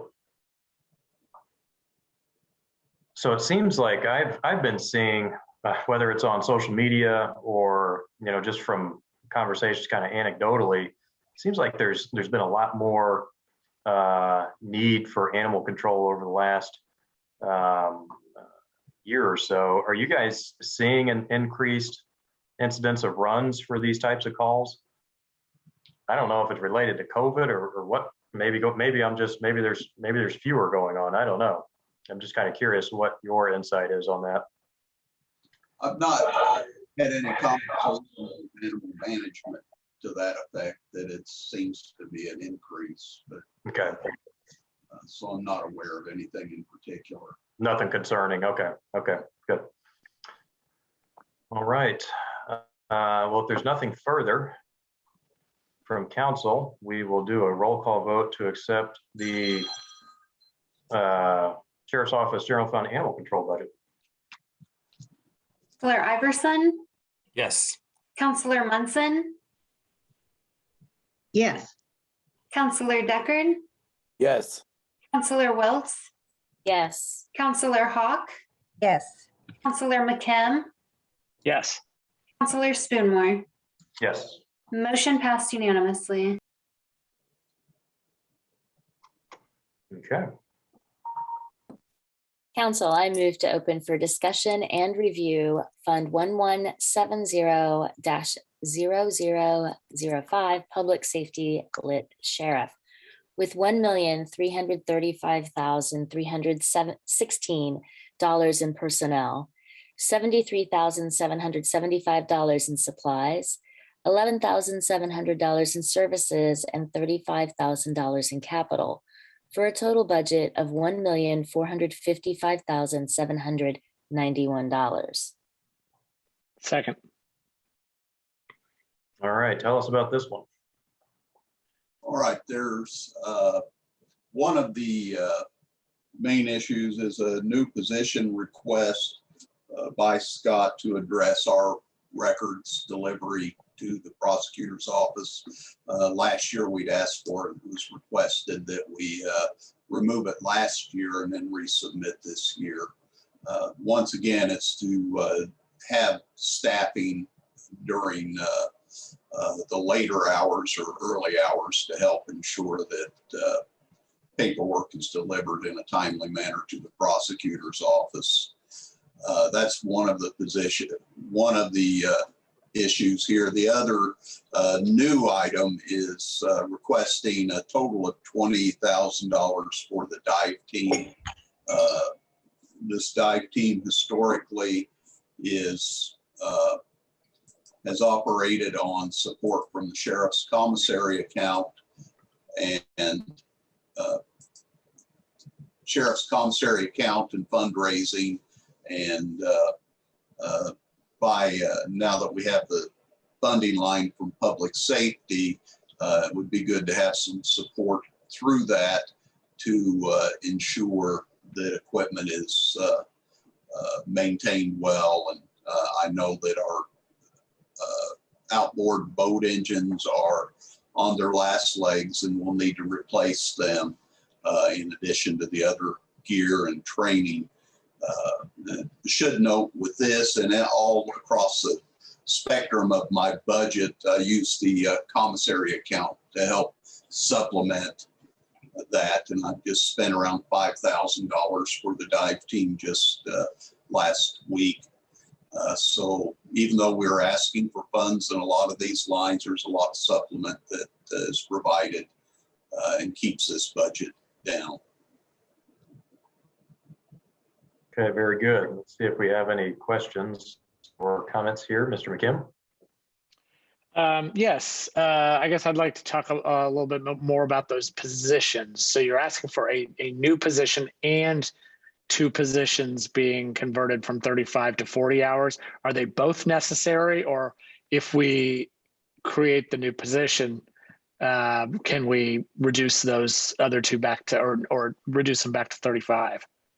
The 2 that's on there for the 40 are also transcription people. Oh, those are transcribers. Okay. Yeah, we have 4 full-time transcribers. So that's what we were trying to move to all 40 hours to help out that way. The new position, like the sheriff said, we'd asked for it last year. We were asked if we would remove it and then bring it back to consider this year. We're trying to get it to where we can have people on 3rd shift. So the ones working days work their normal day hours instead of coming in at 4 a.m. and give us more of a, it wouldn't be a complete, but hopefully closer to a 24/7 type records, so that we have a part-time person that can work the afternoon 2nd shift time frame to fill in. The most help is needed is days and late night, and that's where we have no one. So that was the reason why the new position was put back in there, asking at the request when we did it last year. Thank you. Mr. Deckard. Thanks. I actually have 2 questions, and I guess the first one kind of follows up on that last question. What's the last time that you've got someone in that position dealing with these transcripts, things that have to get to court? What's the last hour of the day that somebody's in there physically dealing with that? Currently, because we're short one that just recently left us, they're here till about 2:30ish. Okay. The earliest one comes in at 4 a.m. and the rest come in at 6. So they're working until around 2 or 2:30 in the afternoon. The other person we had that just left us, she was coming in at 1 in the afternoon and working until 8 at night, taking her lunch at the very last hour so she could leave. The problem has been is that 2nd shift is the busiest shift on the road. So those officers, by the time they get done with all their calls and then get in here, get all their paperwork set up and call in their case, it's 10:30 at night. There's no one here. And then, so any arrest that's done before midnight have to be to the prosecutor by 8 a.m. So when those folks are coming in at 4 and 6, it depends on how long it is. You know, if you have an officer calling a case that's 15, 20 minutes, you're looking at a good hour to hour and a half of typing. Because you get a lot of words in a minute talking, and there's several screens to fill out. So that's where this is all going to. And my second team is related to, or second question is related to the dive team. And I always see, of course, on social media, the fire district, they were in here yesterday talking to us, and I always see their rescues, particularly down at the lake and elsewhere. How do you all, between them and you, determine who does what and how they do it? And are there roles that are divided up between sheriff and fire district, or is it first come, first serve type basis? Well, the underwater operations are done by the sheriff's dive team. That's a multi-agency and includes civilian members as well. I should note that a lot of, or some of the money we're asking just outfit deputies and keep their gear updated. Of course, things like boat engines would be for the benefit of all. So there may be actually fire personnel on our dive team, Bloomington Police, IU Police, as well as civilians that have an interest in serving. And we just work together on a call. And then there are times that the dive team's involved in evidence recovery rather than doing a rescue. And so that would be exclusively members of the dive team. If there was a particular piece of equipment or something we might need that fire territory would have, it'd just be a matter of asking for the assistance. There's no turf battles, if that's one of the concerns. So no, just curious. Thank you. Ms. Munson. Hello, Sheriff Swain. I have a related question. Listed as search and rescue supplies, repairs, and equipment is an increase of $20,000 this year. Is all of that for water rescue, or are there other types of search and rescue? At this point, it's water-related rescue and evidence recovery. And of course, occasionally a car will roll off one of the causeways and we'll do the public service of hooking the tow truck's equipment to it. But at this point, that's the only search and rescue we do. We have equipment, UTVs and things to help if it would be needed in the forest or something. Okay. Thank you. Okay, Mr. McKim. Actually, Councilor Hawk was first. Oh, Just a quick question. Do you still do the, and I believe it was Sheriff's Department, doing the, I think the term is rappelling down the walls with the ropes and all that? Yeah, there's training in that. When we would get calls from quarries, the one that was most attractive was filled in, the rooftop, as you know, and there are times we would have to rappel with our dive gear into the water to make a recovery. And of course, then the fire department with their equipment would come with their rescue baskets and things and help assist in recovery as well. So between that, there's underwater communications gear, a lot of technical equipment that is purchased and maintained. Thank you. Mr. McKim. Thank you. Yeah, I guess I just like to hear you comment just briefly on vacancies. How we put a lot of effort into trying to increase the compensation of the deputies in order to reduce vacancies. I'm just wondering how the vacancy situation is right now. At present, we have 2 open patrol positions that we're hopeful to fill. We interviewed candidates this week for that. And when I first took office, we were 7 positions down. And each time we do a process, I'm hopeful that we don't have a change or have turnover, but we had a couple of them just recently, but staffing levels are pretty good. And we lost 2 or 3 to Morgan County, but sometimes those weren't financial reasons, but closer to family north. And that was one of our most recent losses, was for a deputy that returned closer to home north of Indianapolis. And I think some of his concern was the unknown of who the next sheriff may be and enduring a different sheriff. So. And are you getting good applicants?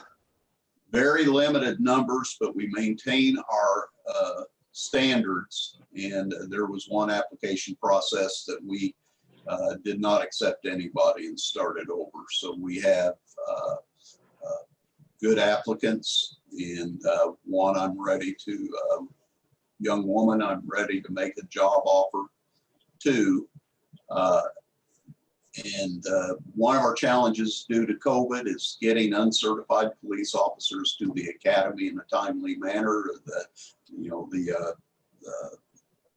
class availability is backlogged. So some people who have applied are already certified, but others it may be well into next year to get them a spot in the academy. So there are a lot of challenges going on. Thank you. Thank you. Mr. Iverson. Yeah, quick question on the transcriptionists. I'm not very familiar with the work they do, but if the sheriff's deputies take someone to the Stride Center, do the transcriptionists still have to do any paperwork based upon those folks being dropped off at the Stride Center? Yeah, there's any call they go on that deals with anything. There's always a case report. So everything has to be called in and typed up. Okay, all right, thank you. Anything else? All right. If not, think we're ready for a roll call vote to accept this budget.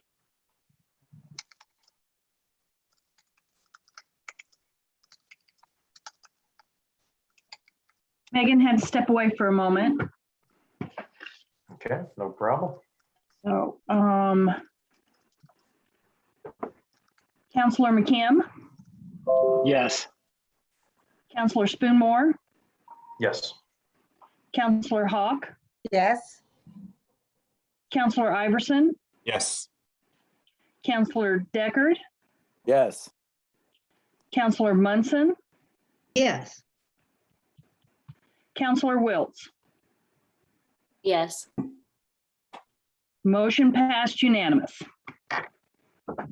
Okay, and I believe that wraps everything up for the sheriff's office. And next we'll move on to the correctional center. Council, I move to open for discussion and review Fund 1000-0380 General Fund Jail with $4,926,084 in personnel, $176,761 in supplies, $1,309,712. Wait, trying this again. In the services category, $1,309,712, $0 in capital, for a total budget of $6,412,557. Second. All right, and just wanted to note that Colonel Sam Crow has joined our jail commander. Welcome, sir. Thank you. Good evening, everyone. And feel free to present whenever you're ready. Okay, our personnel lines have all increased based on contractual obligations from the contract that we completed last year. So that's all I'm going to say about them. And I'm just going to touch on some of the other changes that we have made and things that we've done. We have 2 transitional supplement lines. Those are currently vacant. And the way that our budget is worked out, for every officer, corporal, sergeant, captain, there's a specific budget line. And there have been times in the past few years where we have had to demote someone, or we've had a position come open where we've had to change that a little bit. So that's why those 2 lines are there. And we do keep a little bit, or we ask to keep a little bit of funds in those lines, so we can pay that person out of that line instead of having to try to pay them out of a different budget line that's asking for a higher salary. Longevity, we have, again, because of the contractual obligations, we have reduced that to just $2,100, and that's for myself and the assistant jail commander. We're the only 2 that still receive longevity out of the staff in the jail. The next one, fuel. Fuel increases, fuel prices have went up. It seems like our transports have started going up as well. So we've asked for an increase in the fuel line. Operational supplies, we've asked for a little bit more. And again, part of that is because of COVID, because of things that we have to have on a day-to-day basis. The number of things like cleaning wipes that we use multiple times throughout the day. So again, that's just a small increase. Let's see. Maintenance, we've asked for an increase there. And that is just because of the building. The building's 35 years old now. It's received a lot of wear and tear over those 35 years. And I think I've told some of you that when we do our state jail inspections, the jail inspector kind of refers to it like animal years. Every year that the jail's in existence, it's like 7 years in actual wear and tear and usage of the building. So anytime that we have that type of wear and tear, we're going to have more maintenance issues. And I think we're seeing quite a bit of that. The next one is our medical. And this is the largest increase that we've had. And there are a couple of reasons for that. I think I've spoken to a lot of the members throughout the year about some of the things that we're trying to do or have tried to do. One of them was electronic medical records. We worked with Advanced Correctional Healthcare, who supplies this. They gave us the first 6 months free. So we actually 7 months, we started this in June. Medical staff love it. Our mental health staff love it. It's saving some man hours with them. It's much more user-friendly. We have better access to our doctor, to our psychiatric nurse practitioner. They can pull up the records at home if we do have some type of a situation where we have to call them. So that was an added expense. I've said over the years that the trend for healthcare in jails and correctional facilities is switching more from an LPN status to a registered nurse status. Our site manager is currently an RN. So we're wanting to increase her rate so we can keep her. She's done wonderful things since she's been here. And we're also wanting to increase the number of hours for our basic nurses. I know we can't do 24 hours a day, but we're looking at possibly doing 16 hours a day. And the last thing is increasing our mental health a little bit more, possibly 12 to 15 hours. Talking to our mental health staff, having the additional person here, the 20 hours has been wonderful, but I think there's a lot of things that we can do with an additional 12 to 15 hours that would benefit the entire jail population, such as group therapy. We talked about yoga today for some of the women because there's a lot of anxiety. Once someone gets arrested, being in this type of a setting creates a lot of anxiety. Whenever they are out on the street, they self-medicate. So they have things that help them go to sleep. In the jail, they don't get those types of things, and we really discourage sleeping type pills. So just doing something like a yoga or meditation, which is very simple, very cost effective, it's going to give some of those ladies an opportunity to get rid of some of that anxiety in a positive manner. So just little things like that is what we're trying to do. And I don't have a specific number for the medical services. It seems like every jail that Advanced Correctional Health has right now is trying to increase their mental health services and their nursing services. So they're very behind. And I've been working with them for about 2 months trying to get an actual figure for what we need. But this is a pretty close number with everything that we've had going on this year and what we can project for next year. And then the last two things, communication, repairs, and services. Again, with anything technological, if it's a year or two old, you're going to expect some repairs, some cost in servicing those things. All of the staff have radios. That's our way of communication. It's a safety measure. It's a safety tool. So there's times that we have to get those repaired, for safety and security reasons. And then the booking, printing, signs, we've asked for a little increase there. And that covers forms that we have to have made, whether it's booking forms, release forms, any type of forms that we need for the inmates to sign. It could be some of our supplies for booking, things like that. And I think that's all the increases for this specific budget. Okay, thank you, sir. Let's see if we have any questions or discussion on any of these requests here. Mr. McKim and then Mr. Iverson. Thank you. Yeah, I mean, that obviously that increase in medical services is pretty large. Has county legal been working on this contract with you, or at some point the commissioners would have to sign it, right? And so I'm just wondering if this is working with them. I have spoken to them about it. We haven't got everything finalized yet, and again, that's why I don't have a specific number, because I am working with ACH to try to get that number and try to get all the little facets of it to put in the contract. So no, county legal has not seen a contract yet. And how many hours of mental health care do you have now? We have 64 hours, and I would like to increase that to close to 80.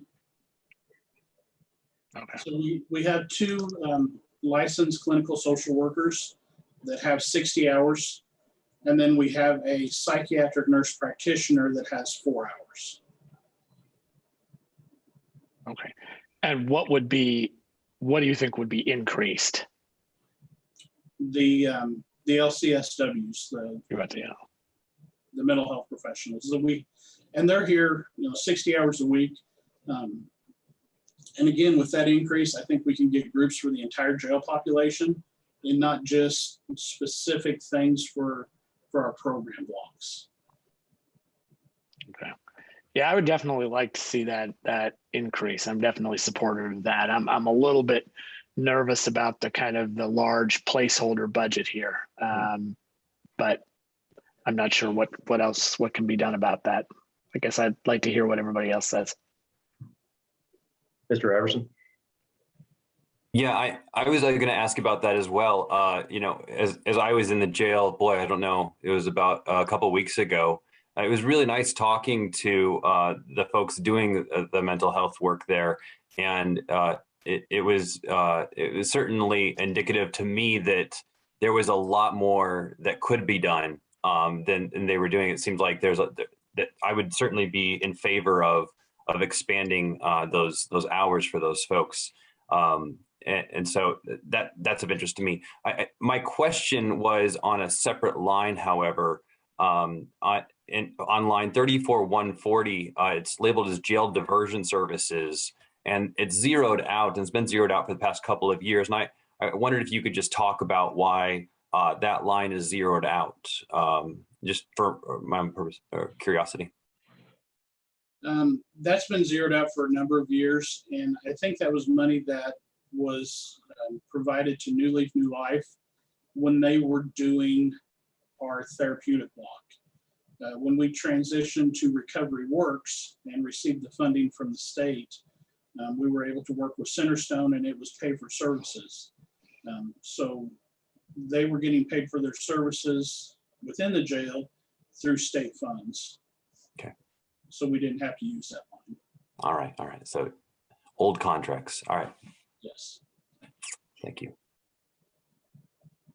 Ms. Wiltz?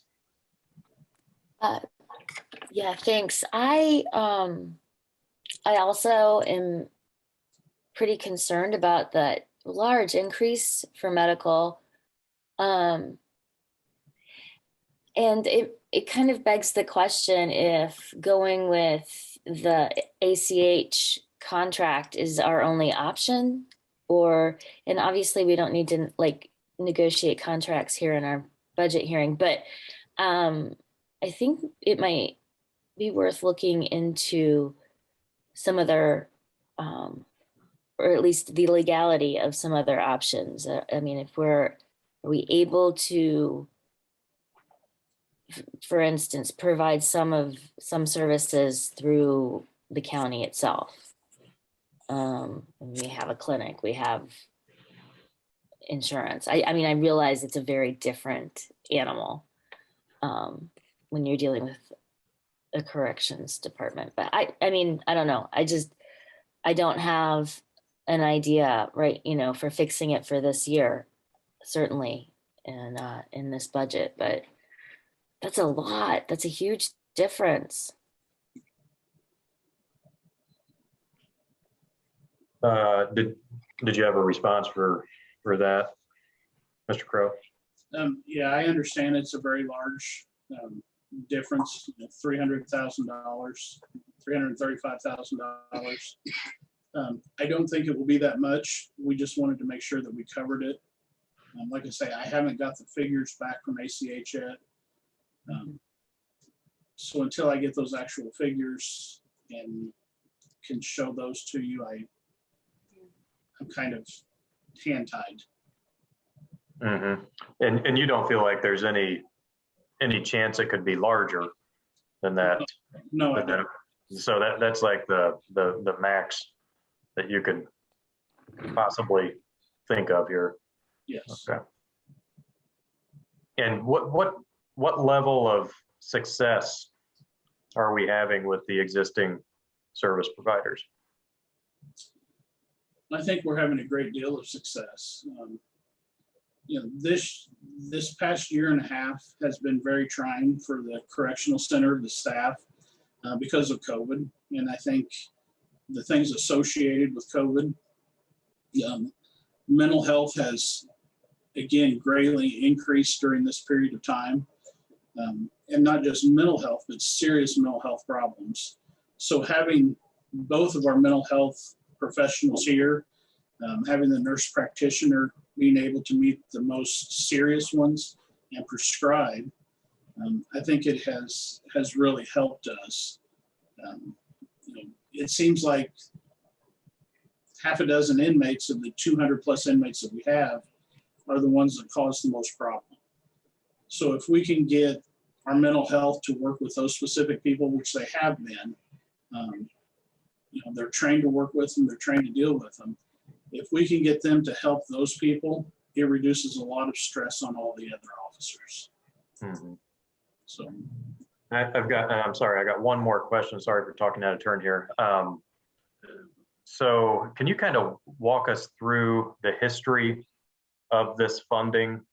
Am I correct that just a couple of years ago maybe is when we made a pretty substantial investment in mental health services for the jail? But as I recall, I think we all kind of recognized at that time that was insufficient and that there was going to be further need. Was that your recollection as well?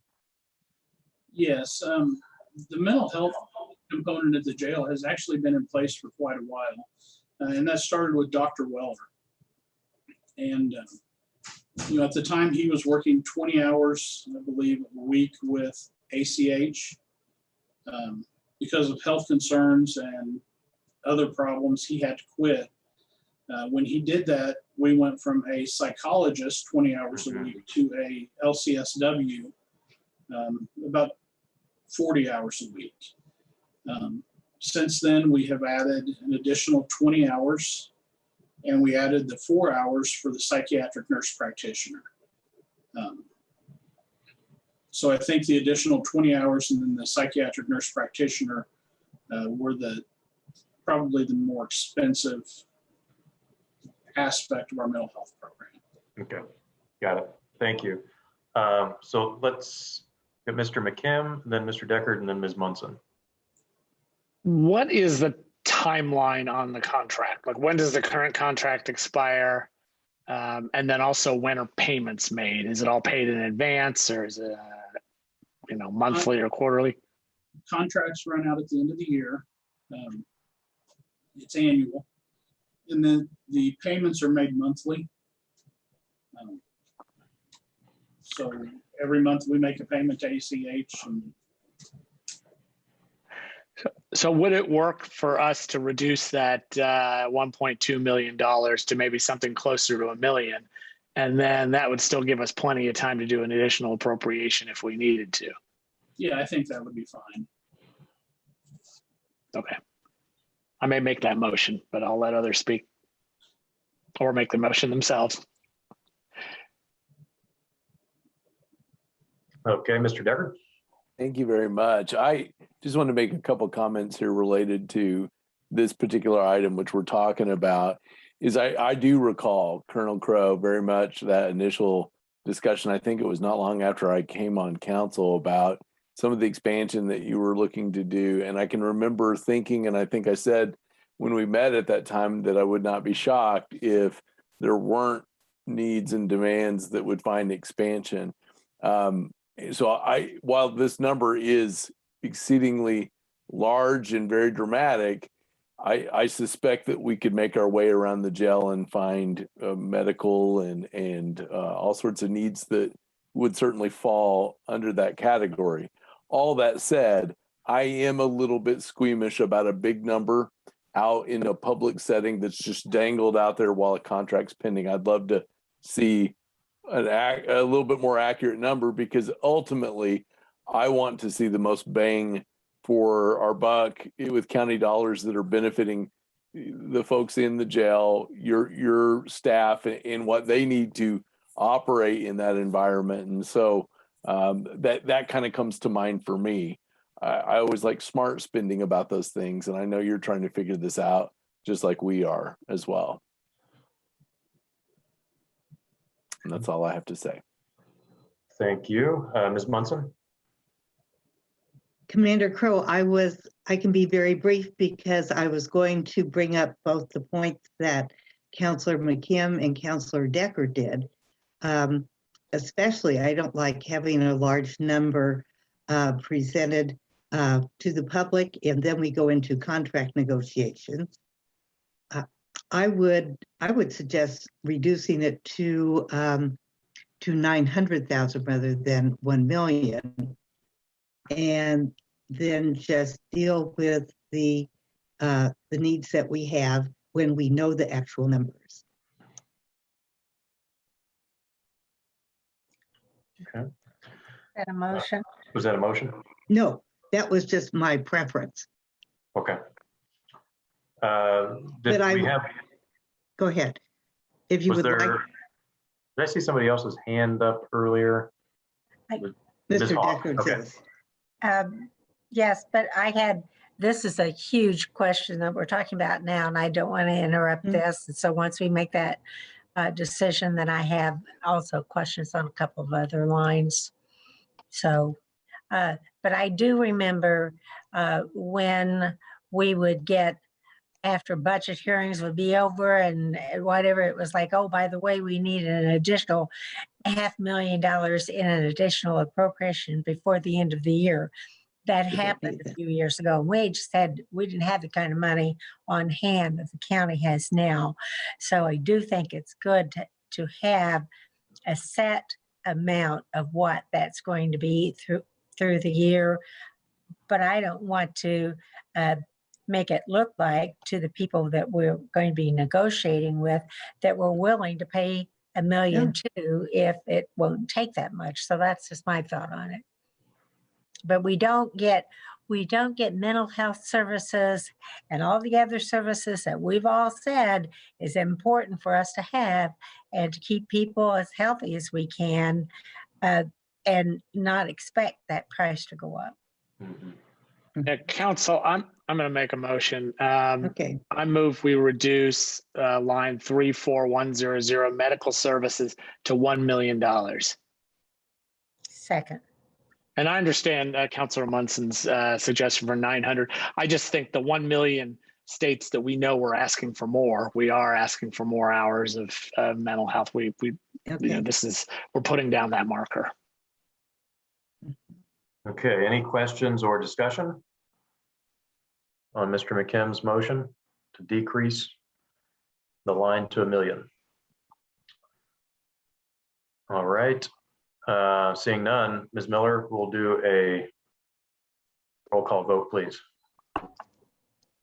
Councilor McKim, Yes.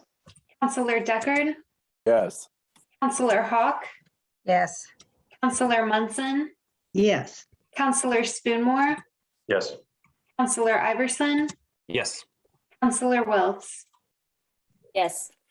Motion passed unanimously. Okay, and Ms. Hawk, did you want to go back to some of your other questions that you had? Well, yes, but now I can no longer see what the screen where it was. So I don't know what line item it was. It was inmate, I'm going by memory, inmate offsite housing. Is that if we have to have an inmate held in another county jail someplace because of why somehow or the other we shouldn't be commingling, whatever the problem is. Right, line 31380. Is that what that 3,000 is? Yes, there are times when they have to see specialists. So we've left that there in the line just in case. Oh, okay. Well, I don't remember ever seeing that before. I'm sure it's been there. The other thing is maybe it's covered someplace else, But I'm always concerned that we have plenty of money for them to be fed well, because they have very little to look forward to. Their meals is what they about it. So, why is that covered someplace else? Why does it say 0 for the meals? That was moved to the PS Lit. Okay, great. And when we get to that, I'll say something about our inmate meals. Okay, great. You know how I always want to make sure there's good food for them. Thank you. Okay. Ms. Munson, did you have a question? Yes. I would like to ask about COVID-related expenses and whether we are likely to get reimbursed for any of these in 2022. You mentioned them a number of times that the increase was related to COVID, et cetera. Right. Since early 2000s, when we were dealing with the swine flu and things like that, we've done sanitation throughout the jail. So we would wipe down between each one of the shifts, the heavy hand traffic areas, the rails, telephones, door handles, things like that. So with COVID, we have done that more frequently. We will now do that not just between the shifts, but we'll do it during the shifts. So we've had a small increase there. We've had to do more hand sanitizer, things like that. So yes, hopefully we can get some of that reimbursed through. Thank you. Great. Any other questions? Have we done everything we need to do here? I think so. I guess we need to get another motion though for the updated budget amount. Yes, we do. So, council, I move to accept the general fund jail budget with the amounts that were presented prior in for personnel and supplies, and a revised amount of, sorry, it's getting late, $1,109,712 in the services category for a new total of $6,212,557. Second, and not as late as yesterday. Nowhere near yet. Okay. Let's see, do we have any further discussion? All right, if not, let's do a roll call vote to accept the amended general fund budget for the jail. Counselor Deckard, Yes. Counselor Iverson, Yes. Counselor Spoonmore, Yes. Counselor Munson, Yes. Counselor McKim, Yes. Counselor Wiltz, Yes. Counselor Hawk. Yes. Motion passed unanimously.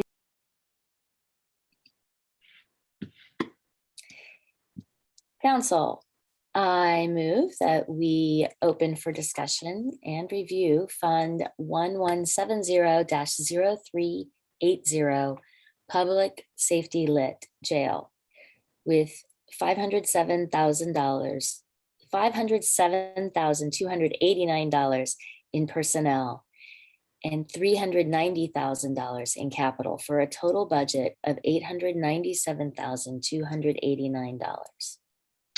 I'm sorry. Did you really if I- mean in capital? That's what I was going to say. It should be in services instead of capital. Let me rephrase.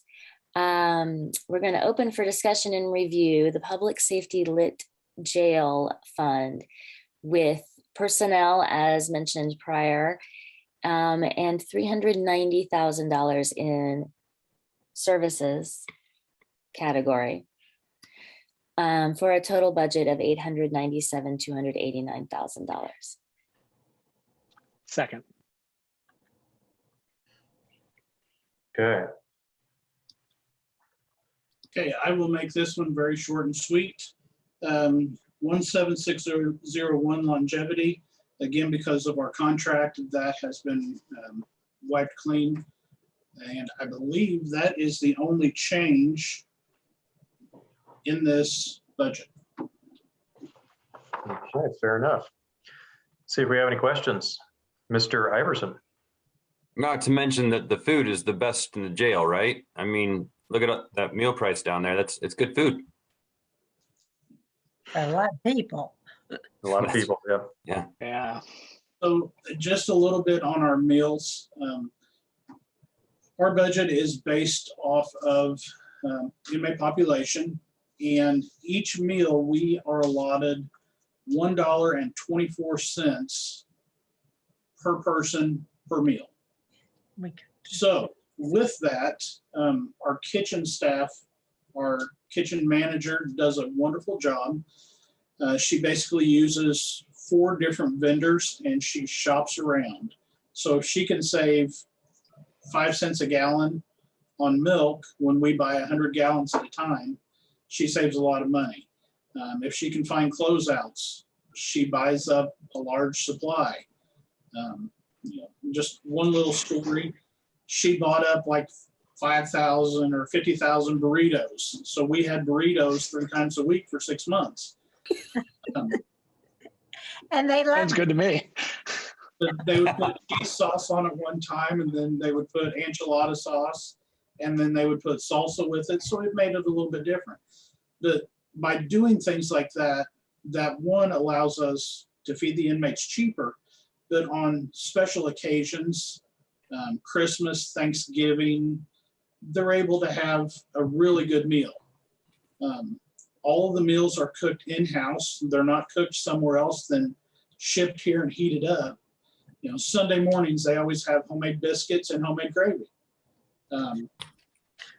Tonight they had chili and grilled cheese sandwiches. So all the meals are prepared in-house. The quality is very high. So the inmates, if they complain about anything, it could be the portions, that they're just not getting enough.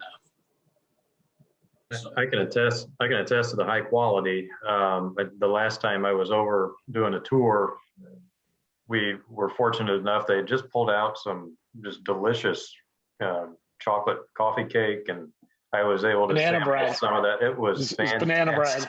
Yeah, it was fantastic. So and the nice thing is, and the tacos, I've had those.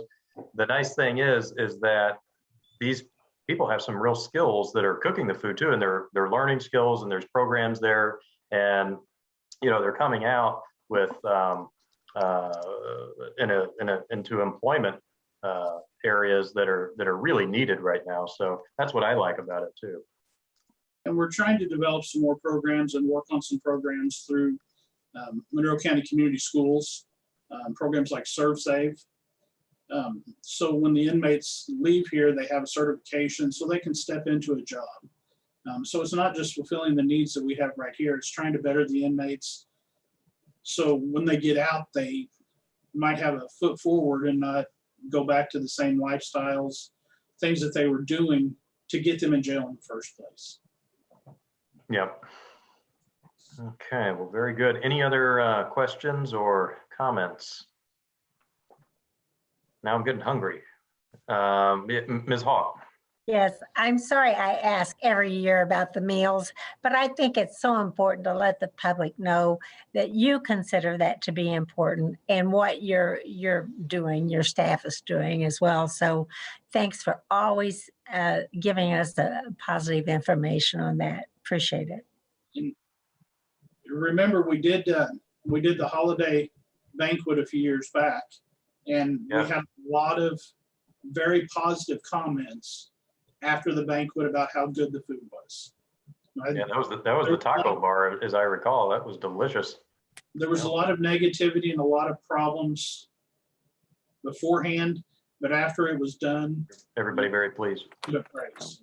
And the inmates were really proud to have been given the task to do that. Yeah. Well, fantastic. All right. Looks like we're all set here, unless there's anything else. I think we're ready for a roll call vote. Ms. Miller. Counselor McKim, Yes. Counselor Iverson, Yes.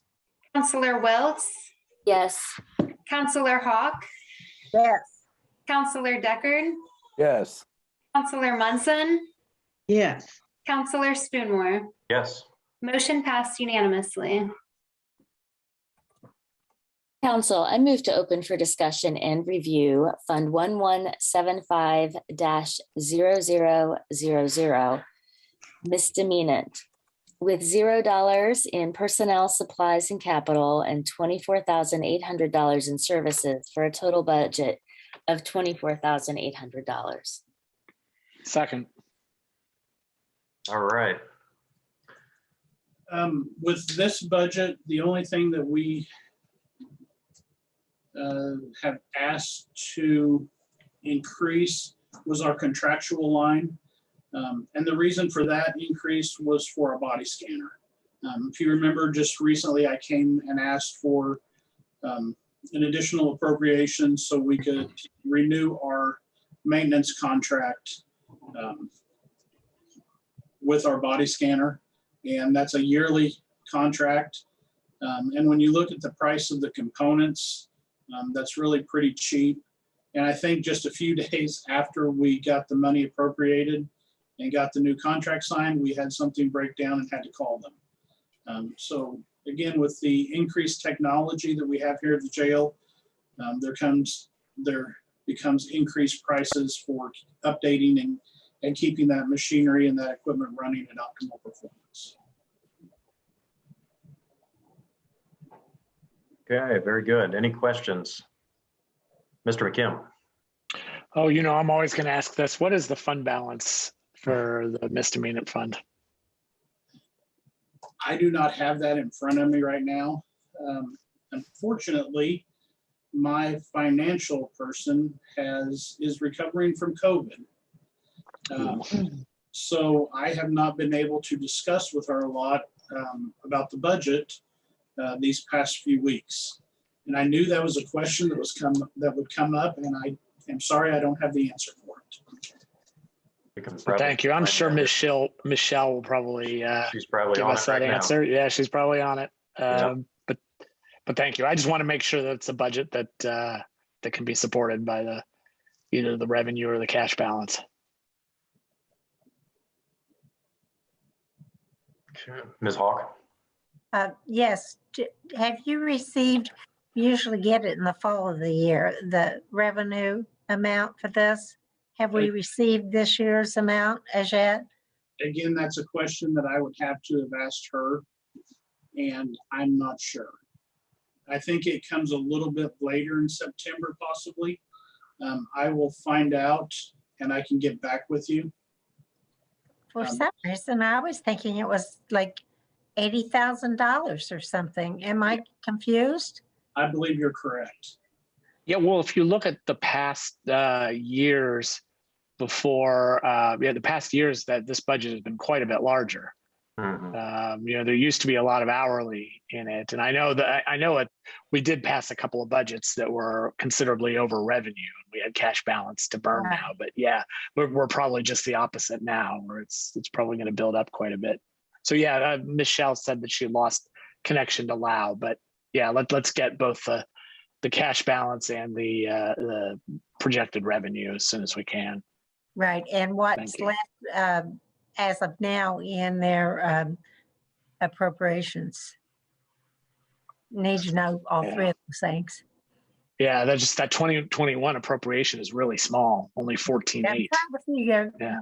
I'm trying to remember why we did that. I think it might be because they had overspent before and they were spent down more than what they had in. Yeah, I think that's right. But that might have cured itself by now, and there may be money to do more. Yeah, I hope so. So what should the plan be if there's some uncertainties here? Should we just kind of set this one? Well, it's real low now. I think the issue is or the question is, are we even starting to build up a substantial cash balance in there. I mean, it's gone from in 2020 actuals of 111,000, 112,000 down to an appropriation of 24,000. So. And we can always move things over there if we see that there's dollars for it, and unless there's some objection. Okay, Mr. Deckard, and then Ms. Wiltz. This is not related to that, so if we need to finish anything related to it. But if not, let me ask this question. If I'm an inmate and I'm looking in that law library, what kind of resources am I getting for that? I know that we have that in there every year, and I'm curious about what sort of things they would have access to as a result of that. Yes, be Westlaw. We use a company called LexisNexis, and it's the same one that the prosecutor mentioned earlier when she was doing her budget. But we have a contract with them. We have ran all the material that is provided through both the prosecutor's office, the public defender's office, and the judges to ensure that we have anything that a person might need if they are representing themselves. So it's going to include Indiana case law, federal reporters, anything that they need. It was specifically made for Indiana. Thank you very much, Colonel. Can I make a statement real quick? Yes, please. I did find a ledger report for August 9th of this year, and they had a cash balance at that time of $63,275. Okay. So that means they would. Yes, go ahead, Ms. I Walker.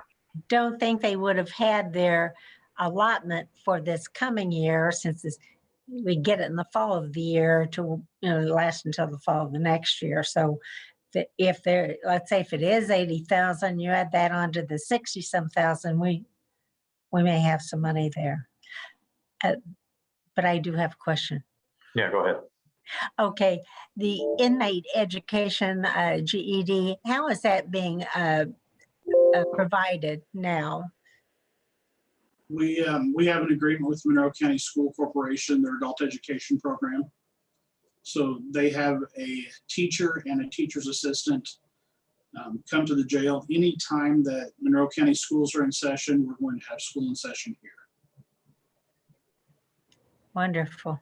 And it's again, a wonderful program. It's one of the longest running programs, that in our jail library. One of the longest programs in the jail, and there's a lot of success with the program. And again, that's something that benefits the inmate. They're able to get their GED, work towards their GED if they don't spend enough time in here to get it. But they also work on college prep things. So they're able to take the entrance exams, things like that for places like Ivy Tech, get placement in there. So when they get out of jail, they can go ahead and continue their education. So again, it's a very good program here. Okay, I saw Ms. Wiltz's hand. Did you have a follow-up to that, Ms. Hawk? Yeah, I was just going to say, I know that at one time there was an opportunity, that was a long time ago, for them to be able to have books from the library. Let's say if they wanted to read a book, can they read something online, or is any kind of reading available to them? Yes, we have a library here at the jail. Again, we have a wonderful partnership with Monroe County Public Library. They will send staff here about 3 days a week for 2 or 3 hours during those 3 days. We have a line in our budget for the library. And I believe the sheriff pays part of that budget for the library out of commissary. So we have a very well-stocked library on our own. But then if the inmates want to read something that we don't have, they're able to check it out from the public library and they will bring it back here. So again, it's a wonderful program. That's something that I include in my annual report each year.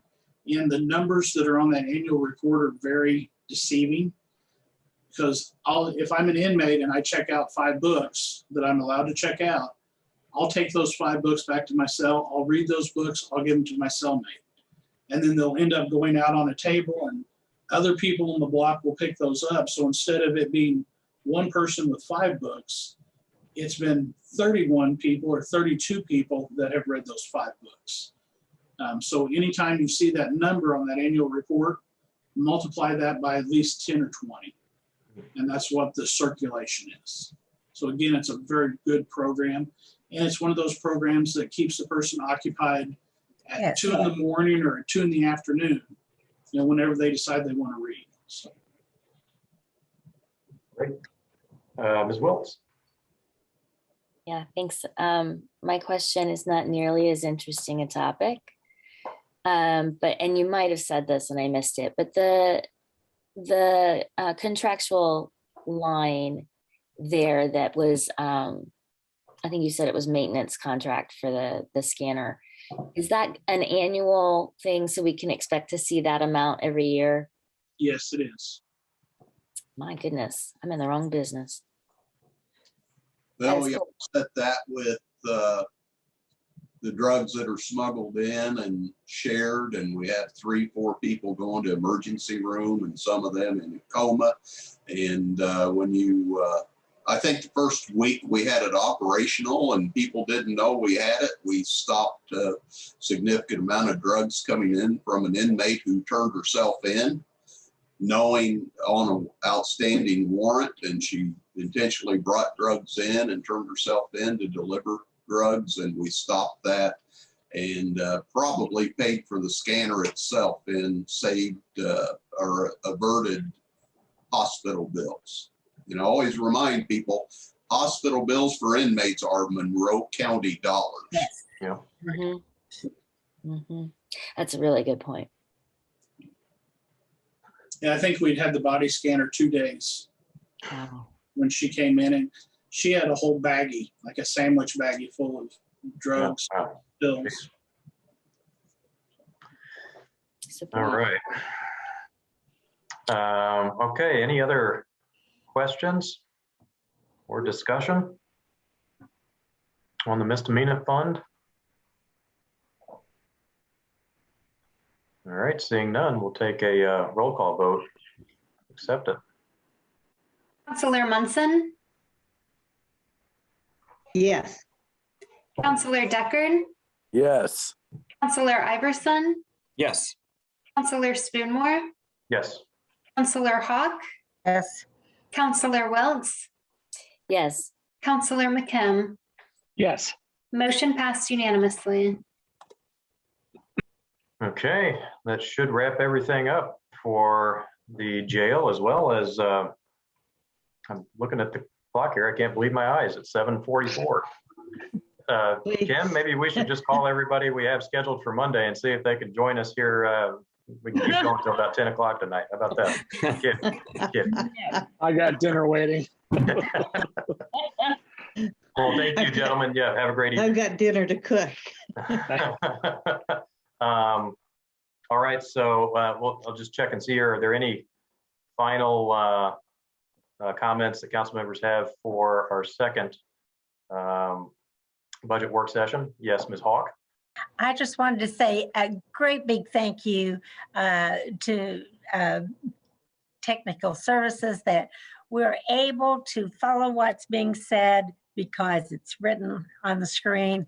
And there's been times when it's difficult to hear someone and it's very clear. And so if anybody notices that I'm looking down, I'm looking at the words. Most of it, though, has been pretty, the sound's been pretty good from everybody. So I just wanted to say a big thank you on that. All right, yes, duly noted. Any other remarks before we wrap it up tonight? If not, I will recess this meeting to Monday, September 13th, 2021 at 5 p.m. We'll meet again here on Zoom. Hope you all have a great evening. Thanks for everything. Great meeting tonight. Thank Bye. you. Thank you all. Bye. Bye. Bye.